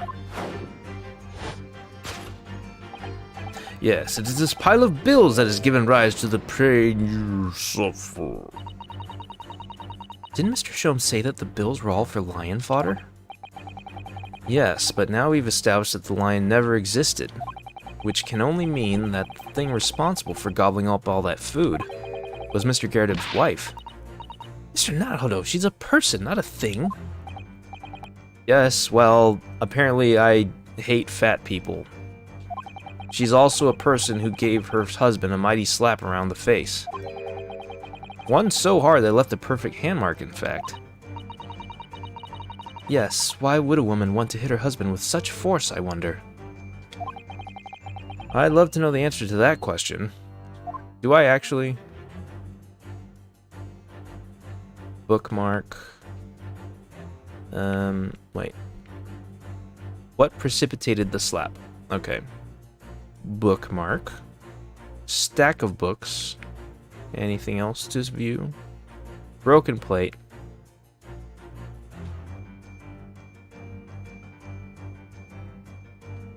Alright, let's look at the pile of bills.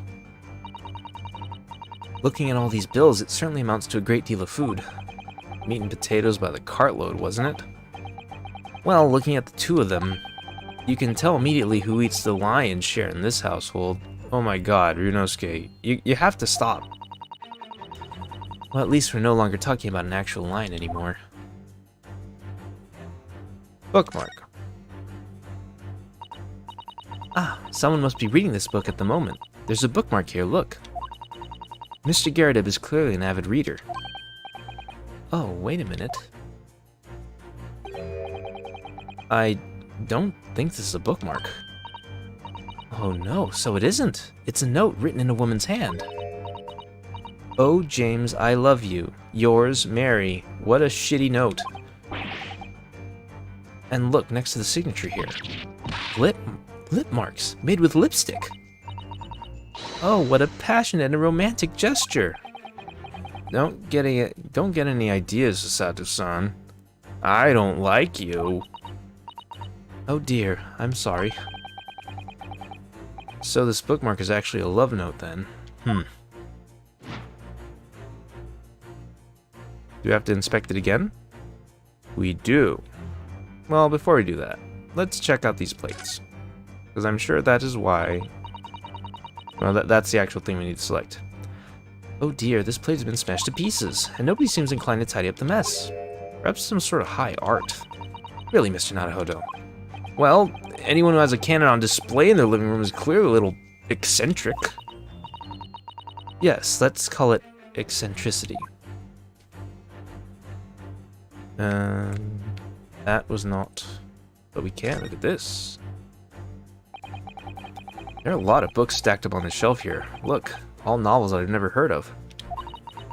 It would appear somebody has purchased them all from a second-hand bookshop. I think Mr. Gyakuten is something of a book lover. Okay. Simple stuff. Love note, let's inspect it. So this card that looks like it's being used as a bookmark is actually a love note. Yes, reading, "Oh James, I love you, yours Mary."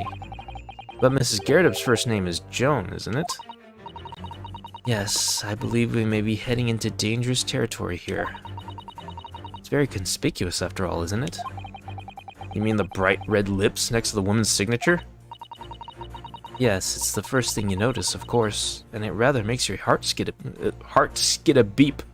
And it rather makes your heart skip a beat. Love note. Take that!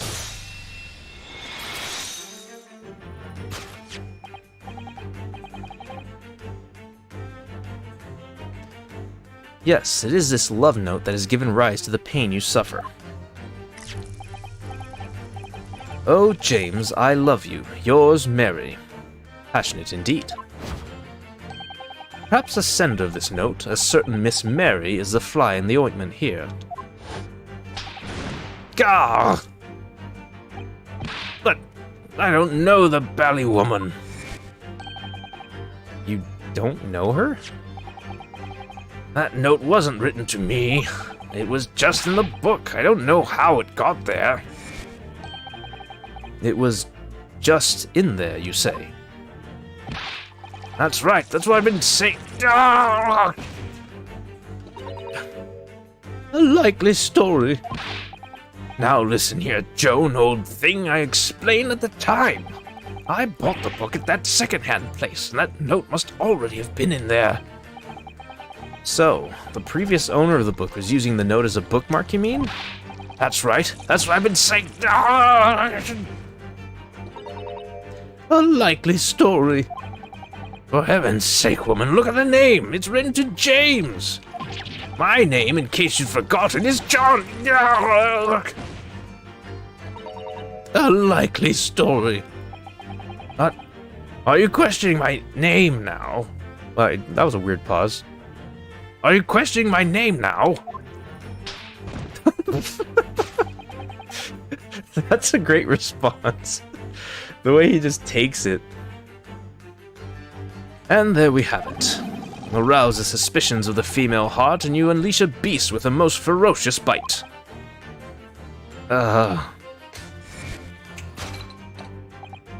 Now, in a final fit of rage, the ferocious beast, that's you, lady, you beast lady over there, carried out one last unimaginable attack. Unimaginable? The aftermath of which can be clearly seen by observing the carpet over there. A very expensive woolen carpet, if I'm not mistaken. Oh, dearie me. What could have caused such a destructive outburst? Oh, This time, madam, I'm afraid it is you who has inadvertently revealed the truth to me. Your wandering eye has settled upon the answer very neatly indeed. Yes, to explain the dire state of the carpet, we need only look at the Tower of Cakes. But surely Mrs. Scaredib didn't eat the carpet. No, of course not. Now you're going crazy. But there doesn't seem to be any doubt that the state of disarray that this room is in is a result of her wild temper. No, that's true. So this is the last part of Mr. Shulman's deduction that we need to fix. We need only to follow Mr. Garrett's gaze, and that will tell us the real answer. Alright, let's see what we can see. Yes. The Tower of Cakes. Let's check out and see what it says. So many cakes. Is that all you can think about? Well, look at them, Mr. Naruhodo. There's a mountain of them. They all look so delicious. It's more of a tower than a mountain, I'd say. It's a mountain. And it's my hope that one day in our very homeland, I will be able to perform the tea ceremony at the foot of such a mountain. It's definitely a tower. Is this going to be the stepladder argument of the Great Ace Attorney games? Towers versus mountains? I feel like it's a little easier to discern. And I do agree with Ryunosuke. That's more like a tower, because it has like tiers and things like that. A mountain would just be a continuous, you know, sloping cone thing. Anyway. Ooh, the circus handbill. This is an advertising handbill for the circus.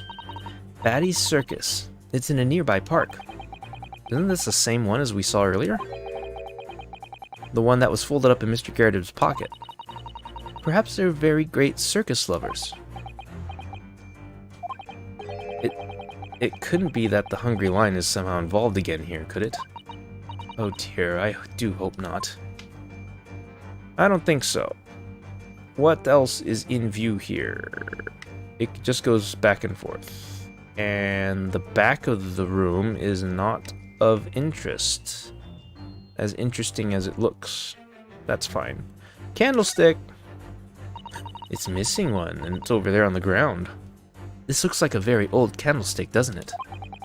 The base looks too small. Surely it's very unstable. Looks to me like even the slightest knock would make it topple over.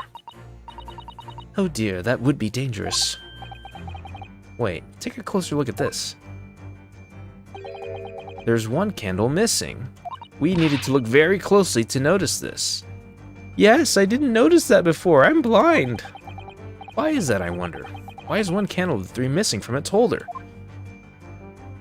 Okay. Carpet, and then the candlestick. Carpet here has been ripped to shreds. Yes, and according to Mr. Sholmes's deduction, the tears match those made by an Indian lion's teeth exactly. That's bullshit. Oh, look here. What is it? If you look closely at the edge, you can see scorch marks. Oh yes, so you can. So Indian lions are fire-breathing. In that case, perhaps the carpet wasn't eaten in the normal sense at all. Maybe the lion used flamethrower. Let's rethink this with that in mind. Ah, shoot. I meant to get the candle. No. Give me the candle.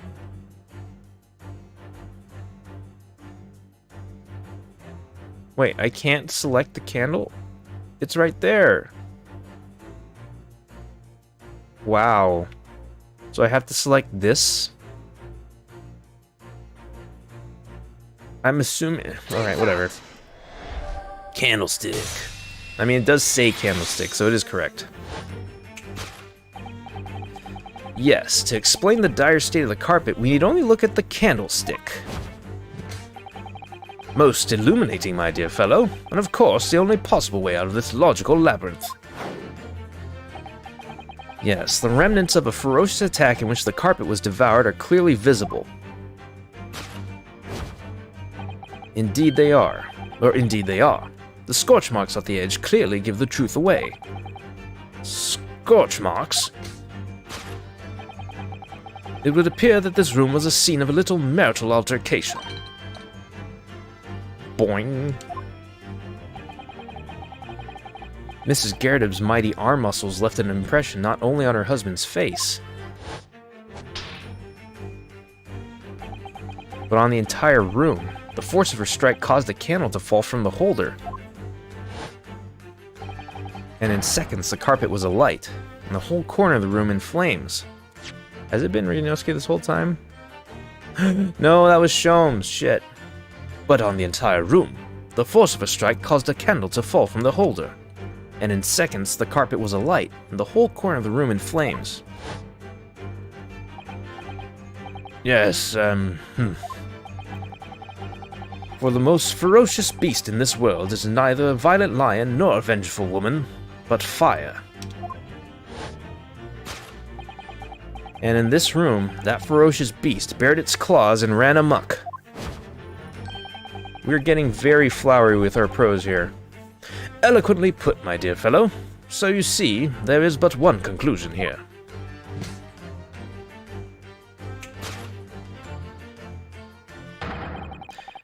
After the sparks of marital discord flew, this room was the scene of a fire.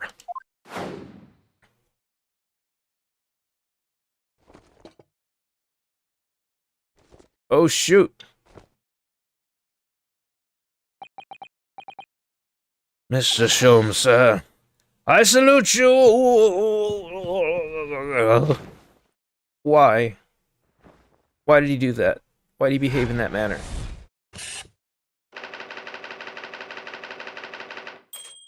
Carpet scorched by a small fire. Solved. Deduction complete. Elementary. Good order.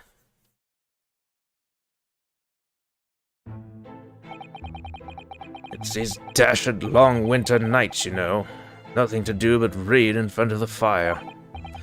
Luckily, there's a jolly good second-hand bookshop just around the corner. Buy all my old novels there. And in the pages of one particular novel, you discovered some rather illicit material. For which your wife admonished you harshly, it seems. Don't know about admonished. Demolished might be rather closer to the mark. And beast is most certainly an apt description. Here we go again. Ryunosuke is not allowed to talk about it like that. You were right in there. You're just making jokes left and right. And the carpet? Was that destroyed by fire when a candle fell on the floor, like we said with such certainty? And I'm confirming this with you now. Afraid to say it was. Happened in the blink of an eye, you know. The whole place filled with smoke. Couldn't see a bally thing. I was caught between the old stick's rage and the raging flames. You paint a torrid picture, sir. One that would have been most entertaining. That's sympathy for you. Didn't take long for the fire to spread, of course. The bally furniture started going up as well. We've had to hide the mess behind that screen for the time being.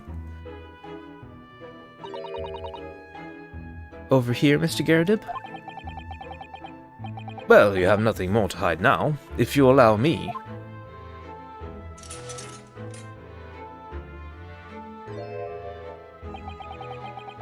Had all my favorite novels in that case, but as soon as the fire got hold of them, that was it.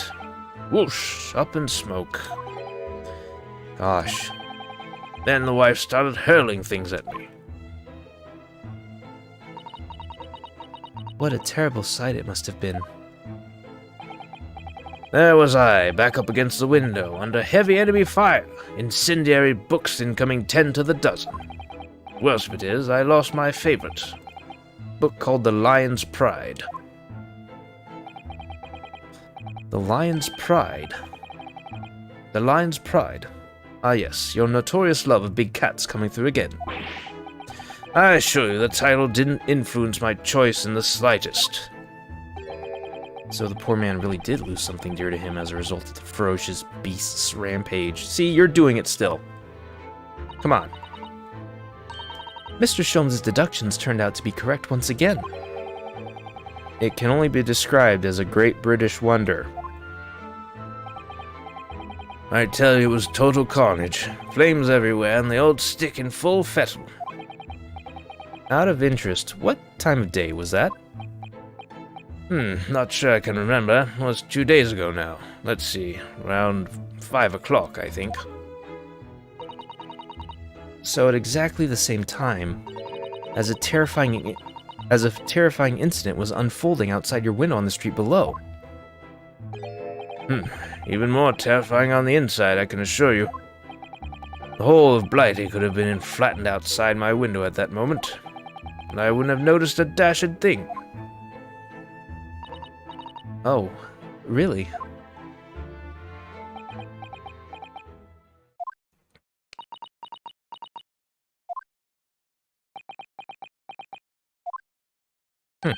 What's with all the silence?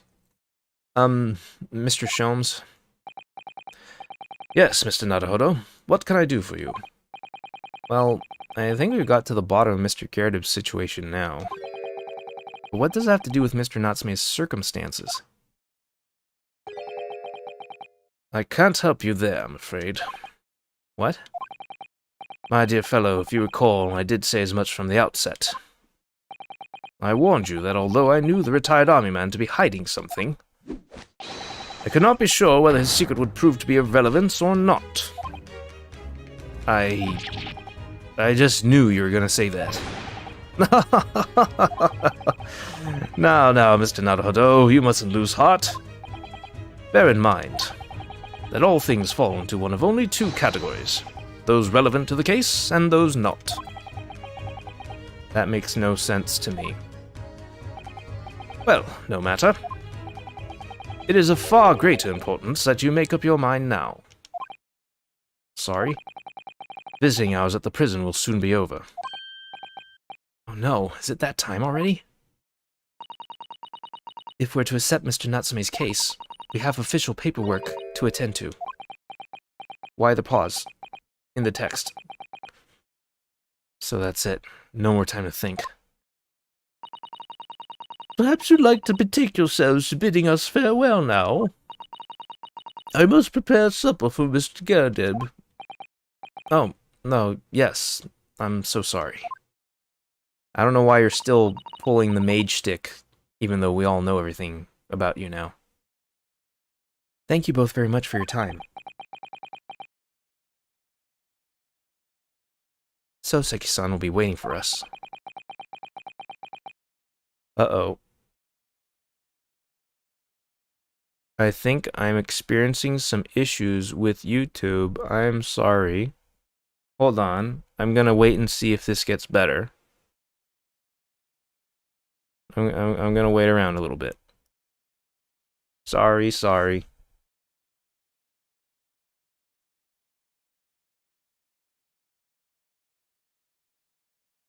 I think I've been having some issues with my internet as of late, so I do apologize.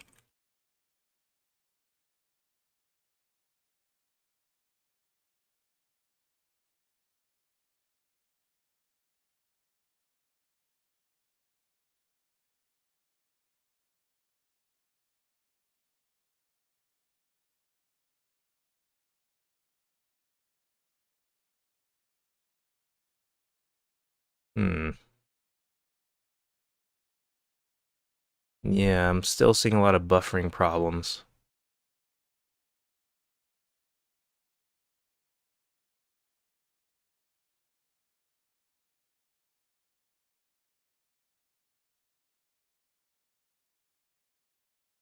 Come on. You can do it. I know you can. I think you can. Come on.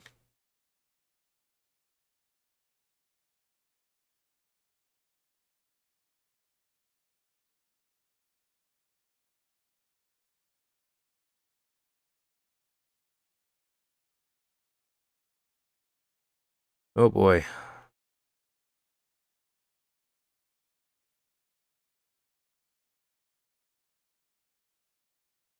In the past, the internet problem would blow over like within the space of a couple of minutes, so I'm hoping that this hasn't been like super persistent.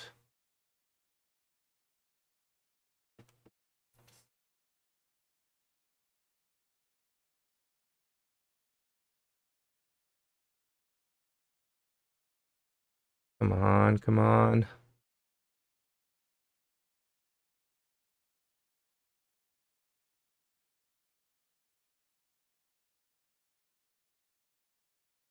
Oh, it's starting to pick up. Darn it. Come on. You can do it. I'm just watching my connection speed down here. It's not looking great.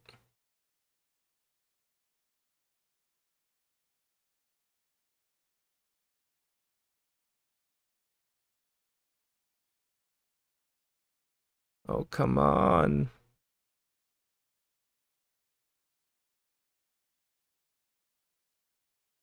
Stabilize, please.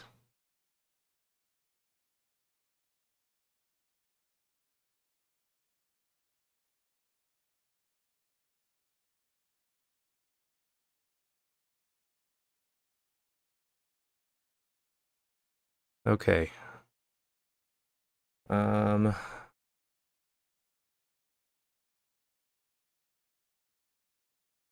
Alright, I think we are getting back up to... No, still no. Dang it. Oh, man.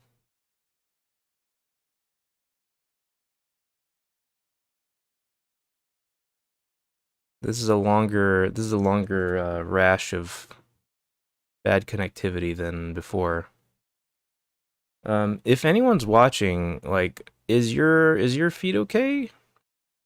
If anyone can respond with whether or not, like, they are constantly buffering or something, that would help me out to figure out, like, whether or not this is actually an issue right now. Because OBS keeps telling me that I'm losing frames, like, consistently. So I'm trying to wait until I get back to a certain connection here. Oh, come on. Really? Have I been okay, like, all this time? Alright, I'm gonna progress a little more and see if it picks up as we go. We might be kind of okay now.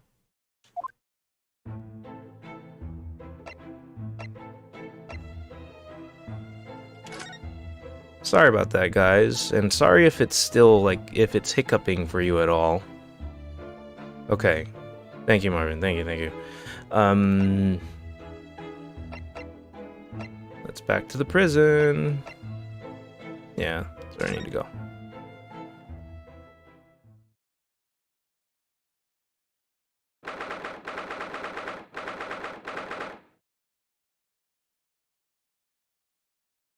Alright. Wait a minute. I said to go back to the prison, but we started here in the road. That's interesting. It's time, Mr. Naruhodo. We must hurry back to the prison. Yes, I know. Let's hail a car... Oh. What's the matter? It looks like something's going on over there in front of the Gyakuten house. Hmm?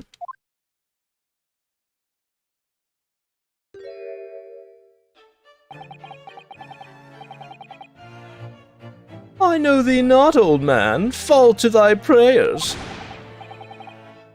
Oh, wow. This guy looks interesting.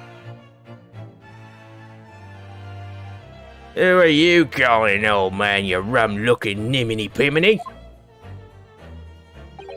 There are more things in heaven and earth, Horatio, than are dreamt of in your philosophy. Who's this Horatio fella, eh? What are you on about? Excuse me. Eh? What the... Who are you now?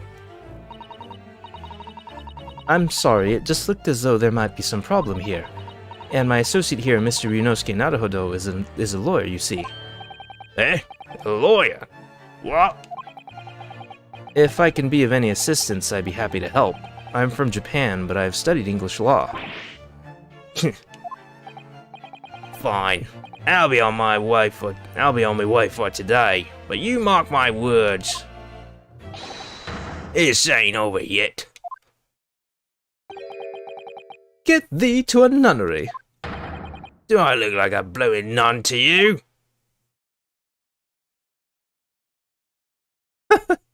This guy's face. I do hope you're not injured. Oh, fair Eastern maiden, thou art so gentle, thank you. What was that all about? There are more things in heaven and earth, Horatio, than are dreamt of in your philosophy. I'm not Horatio either. Forgive the enquiry, sir, but are you a lodger here, in the Gyakuten residence? Oh, fair Eastern maiden, thou art so right. Yes, I do dwell in this humble abode. Mr. Gyakuten mentioned that he had another lodger, didn't he? This must be the man. Do you happen to know the other lodger who lives on the first floor? Ah, yes, a gentleman named Natsume. Oh, more worthy a polemist in my battle of words never could there be. Sorry? Battle, did you say? Who is the stronger, Hamlet or Macbeth? Mr. Natsume and I sparred long into the night. I see. I don't fully understand, but it seems Mr. Natsume and this gentleman are acquaintances, at least. So, fair maiden, so, good gentleman. I can tarry here no longer. Fare thee well. I didn't really understand him, but I think he's returned to his room. It seems he's unaware of what's happened to Mr. Natsume, so he can't really help us. With Soseki-san and that man as lodgers, the Gyakuten house is certainly full of eccentrics. Nothing like the rest of these games. Anyway, I'll go and find a carriage. Yes, I'm sure Mr. Natsume is eagerly awaiting our return. Let's hope we can get to the prison before visiting hours are over.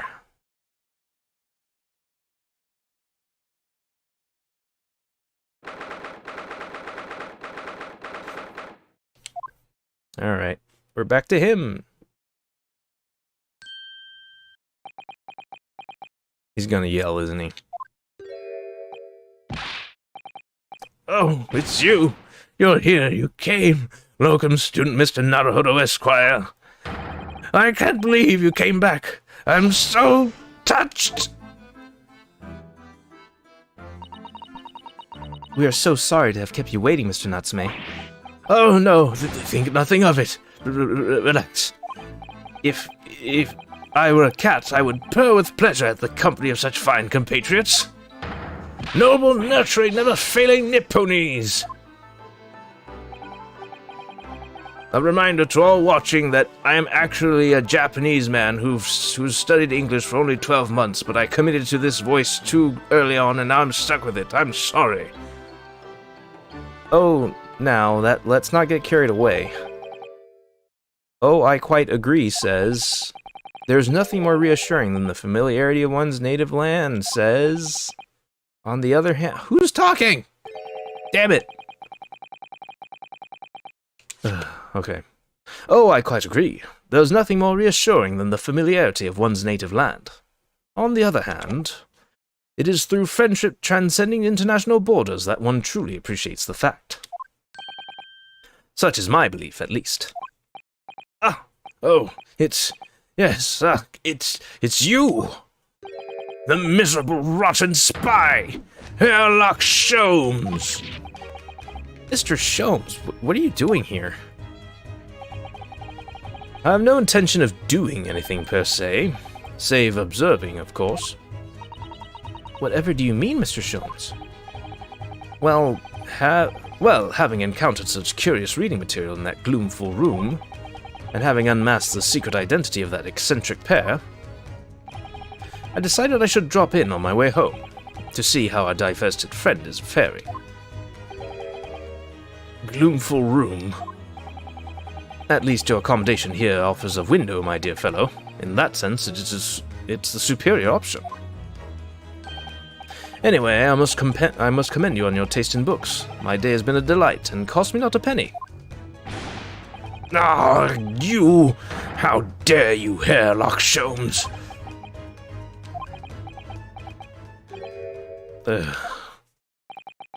I've had it. I'm through. I'm at the end of my rope. I should never have come to Great Britain.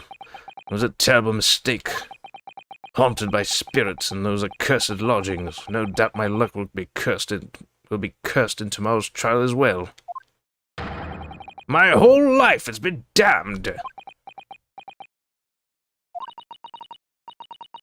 What are you thinking, Mr. Naruhodo? He mentioned that once before, didn't he? That his lodgings were cursed, I mean. And there is much truth in Mr. Mustache's words. What?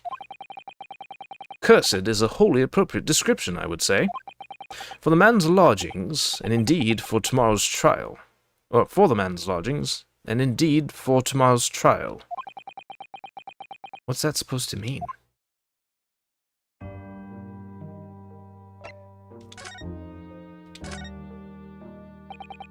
Mr. Natsume, what did you mean by what you said just now? About the trial tomorrow being cursed? Oh no, why are you looking so grave? You're making me nervous. I was just getting carried away, that's all. I didn't mean anything by it. Oh, I see. That's really agitated him.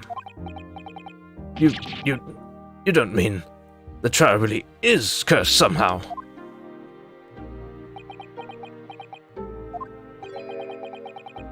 Are you referring to the prosecutor, the Reaper of the Bailey? The Reaper?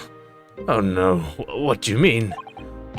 Please, tell me, summarize it succinctly in 16 salient words. No defendant has ever survived a trial in which the Reaper stands for the prosecution. Ever. And by survive, I mean actually live. We're talking literal death here.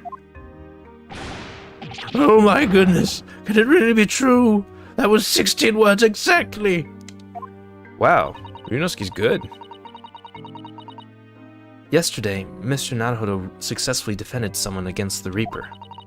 But then, after the trial was over, the defendant passed away in unusual circumstances.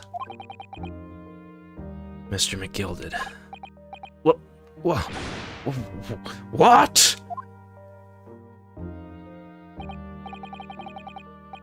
Ah, I'm impressed, Mr. Sato. You have an eye for detail. Actually, the Lord Chief Justice told us. Mr. Shelms, surely it can't be that having failed to have the accused convicted, Lord Van Zeeks killed the man himself. Oh no, he couldn't have, surely.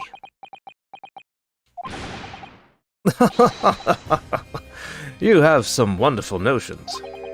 Sorry? The man isn't a mass murderer. He's a court prosecutor, my dear fellow. Oh, yes, but why, of course he is. Ah, of course he is. Then why are you trying to scare me? It could be said, however, that the real truth about the man is even more terrifying than your hypothesis. What on earth do you mean by that? Alright.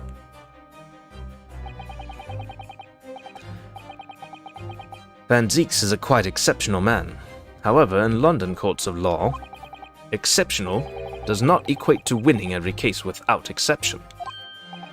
Ah, that's good. So, Seki-san looks like he's going to cry tears of joy. As you are no doubt aware, in British criminal trial, there is both a judge and a jury. The judge officiates based on the letter of the law, whilst the jury offers public opinion and common sense. It is an excellent system whereby the defendant's guilt is considered from several points of view.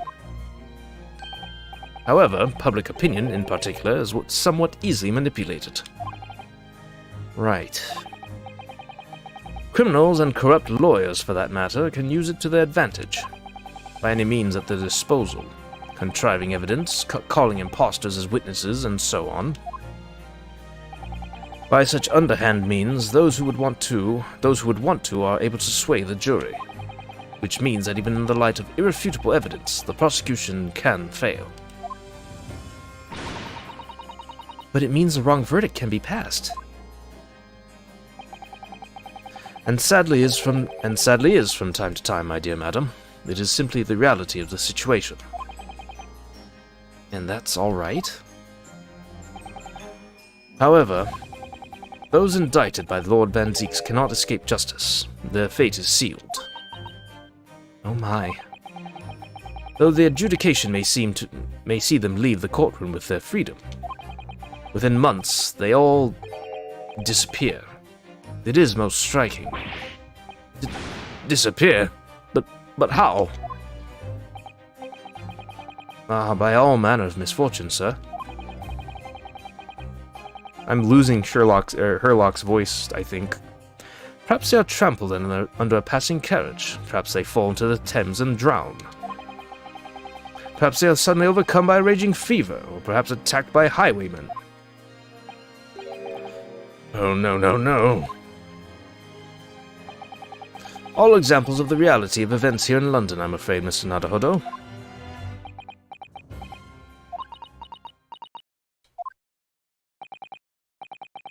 I knew it. A dead dodo done for, doomed!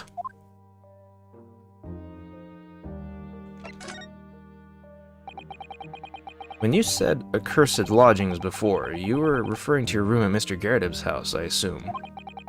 Do you mean to say you believe the place is cursed? It's been a year now since I came to Great Britain, but I'd only been in London a week before I started to notice strange feelings in myself. That didn't take long, then. Everywhere I looked, there were foreign faces staring at me, laughing behind my back. I was sure people were talking about me. I started to become nervous about going outside. They were always staring at me, all the time, from dawn till dusk. So I shut myself away in my room, but even that didn't help. The fear wouldn't go away. Aw, this poor guy. That sounds so, like, plausible. This is awful. You must have been very lonely, having been away from your homeland for such a long time. I've had to move a number of times, most recently to that room on Briar Road a week ago now.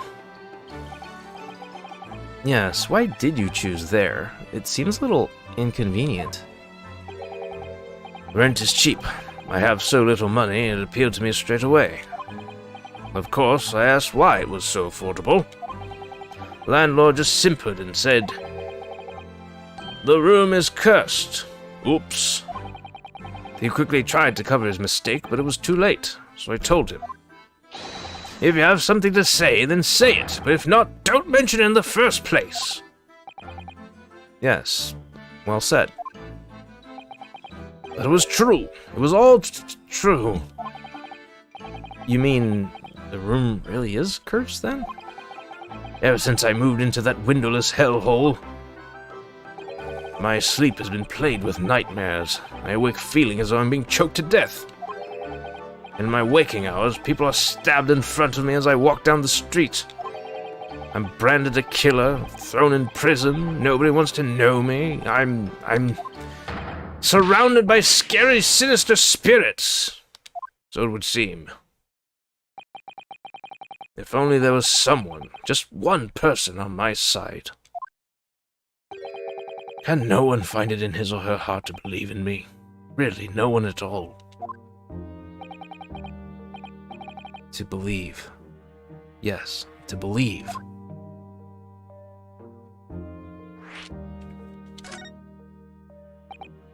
Mr. Sholmes. Ah, me, Mr. Naruhodo. Pray, what can I do for you? It's about the case on the SS Buria, if you recall. The Buria. Ah, that case. The one with the snake. Well, yes. At that time, I was a suspect, but you believed in me and listened to my side of the story. And he helped us to investigate. I did I? Interesting. What I want to know is why.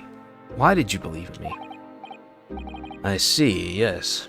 You mean because you were a grimly dressed, shady Eastern fellow found with a victim in a locked room.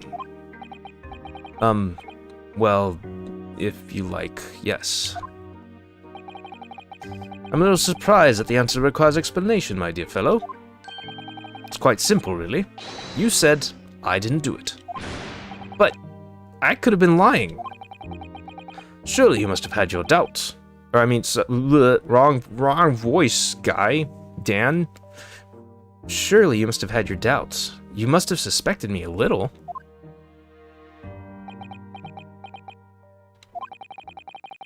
I think perhaps you've misunderstood. I neither recall believing in you, nor in that which you were telling me. What? You see, the only things I believe in are those I choose to believe in. What do you mean, Mr. Sholmes? I make up my own mind about what is to be believed and what is not. If I should like to believe in something, I do. The circumstances can hang as far as I'm concerned. But I could have betrayed your trust. In that case, I should have made an elementary error of judgment, nothing more. Betrayal of trust is an overused excuse, in my opinion. Meaning? Whether or not one should trust another is, in the final analysis, down to oneself. It is a matter of whether or not one can trust oneself. It is a matter of whether or not one can trust oneself. Yes, yes, he's right. He is right, locum student Mr. Naruhodo Esquire. Whoops. Wait. I missed something. Whether or not I can believe myself. A defense lawyer is only as good as his faith in his client. And that comes down to how much faith he has in himself. Remember I told you that, Ryunosuke? You're so right, Kazuma.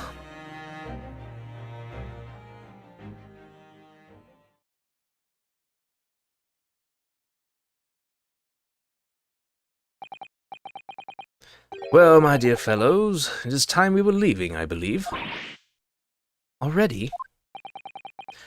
Visiting hours are over. The guard will be here shortly to escort us out. There is a restaurant near here that serves excellent trout. Would you care to join me? Oh dear, there's never enough time, is there?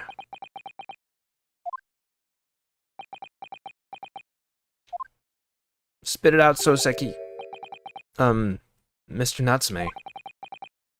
If you'd like, in the trial tomorrow, I'd be happy to represent you. Excuse me.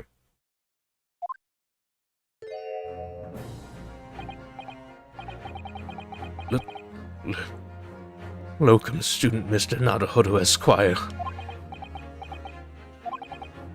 As I said, I only experienced a British courtroom for the first time yesterday. And although the man I was representing was found not guilty, I lost sight of something crucial. Something crucial. What to believe in. The defendant, justice, or the truth. How to believe, even. But I think I've finally worked it out. I've decided I must believe in myself above all else. To trust my instincts. Yes, Mr. Naruhodo. My instincts are telling me that you, Mr. Natsume, are innocent of this crime. And it's imperative that we prove that in court. Locum student Mr. Naruhodo Esquire. I will fight for your innocence until the bitter end, with every weapon available to me.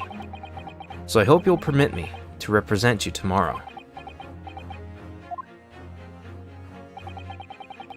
As I said when we first met, I'd like to entrust my fate to someone who will listen to me, in my native tongue. Of course, Mr. Natsume. It would be fair to say, Mr. Naruhodo, that your mind was, in many ways, made up from the outset. You merely needed the events of today to fully realize it. Yes, I think you're right about that. It's been a roundabout journey. Not a turnabout journey, but I got there in the end.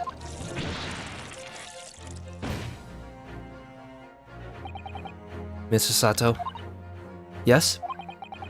Would you be willing to stand by my side tomorrow and help me in court again? As my judicial assistant. You're gonna say that's who you are right now.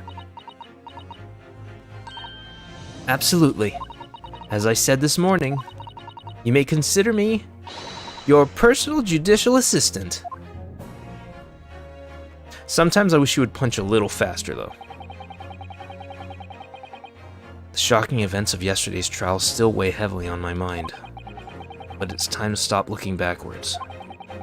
Kazuma believed in me, and Mr. Sholmes believes in me now too. So it's time. Time that I learned to believe in myself. Soseki-san is no one. He's all alone. So it's my job to help him. To fight his corner. Tomorrow, in the courtroom. With all the strength I can muster. Let's go! I say, but I'm probably going to conclude the stream right here. To be continued. Of course, I shall save.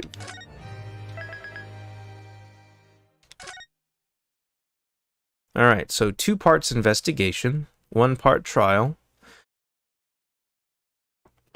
We're finally back in court tomorrow. Or, well, not actually tomorrow, I don't think. I don't know. I'll see if I'm able to stream tomorrow or not. But I am trying to keep up the pace of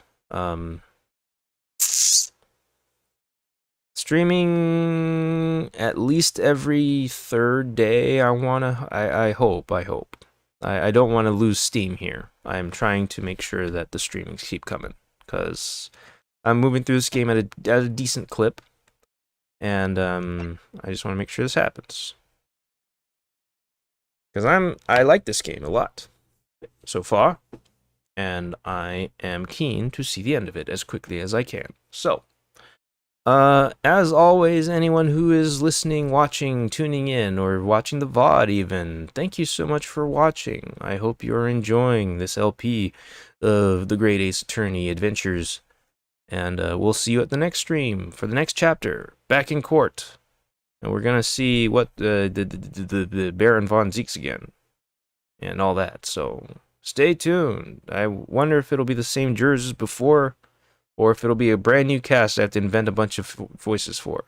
Redundancies will begin appearing more often, I imagine, starting from here on out. I'm really starting to run out of different voices I can do. Woo! Okay, I'll see you guys later. Have a good night, everyone. Take care. Bye-bye.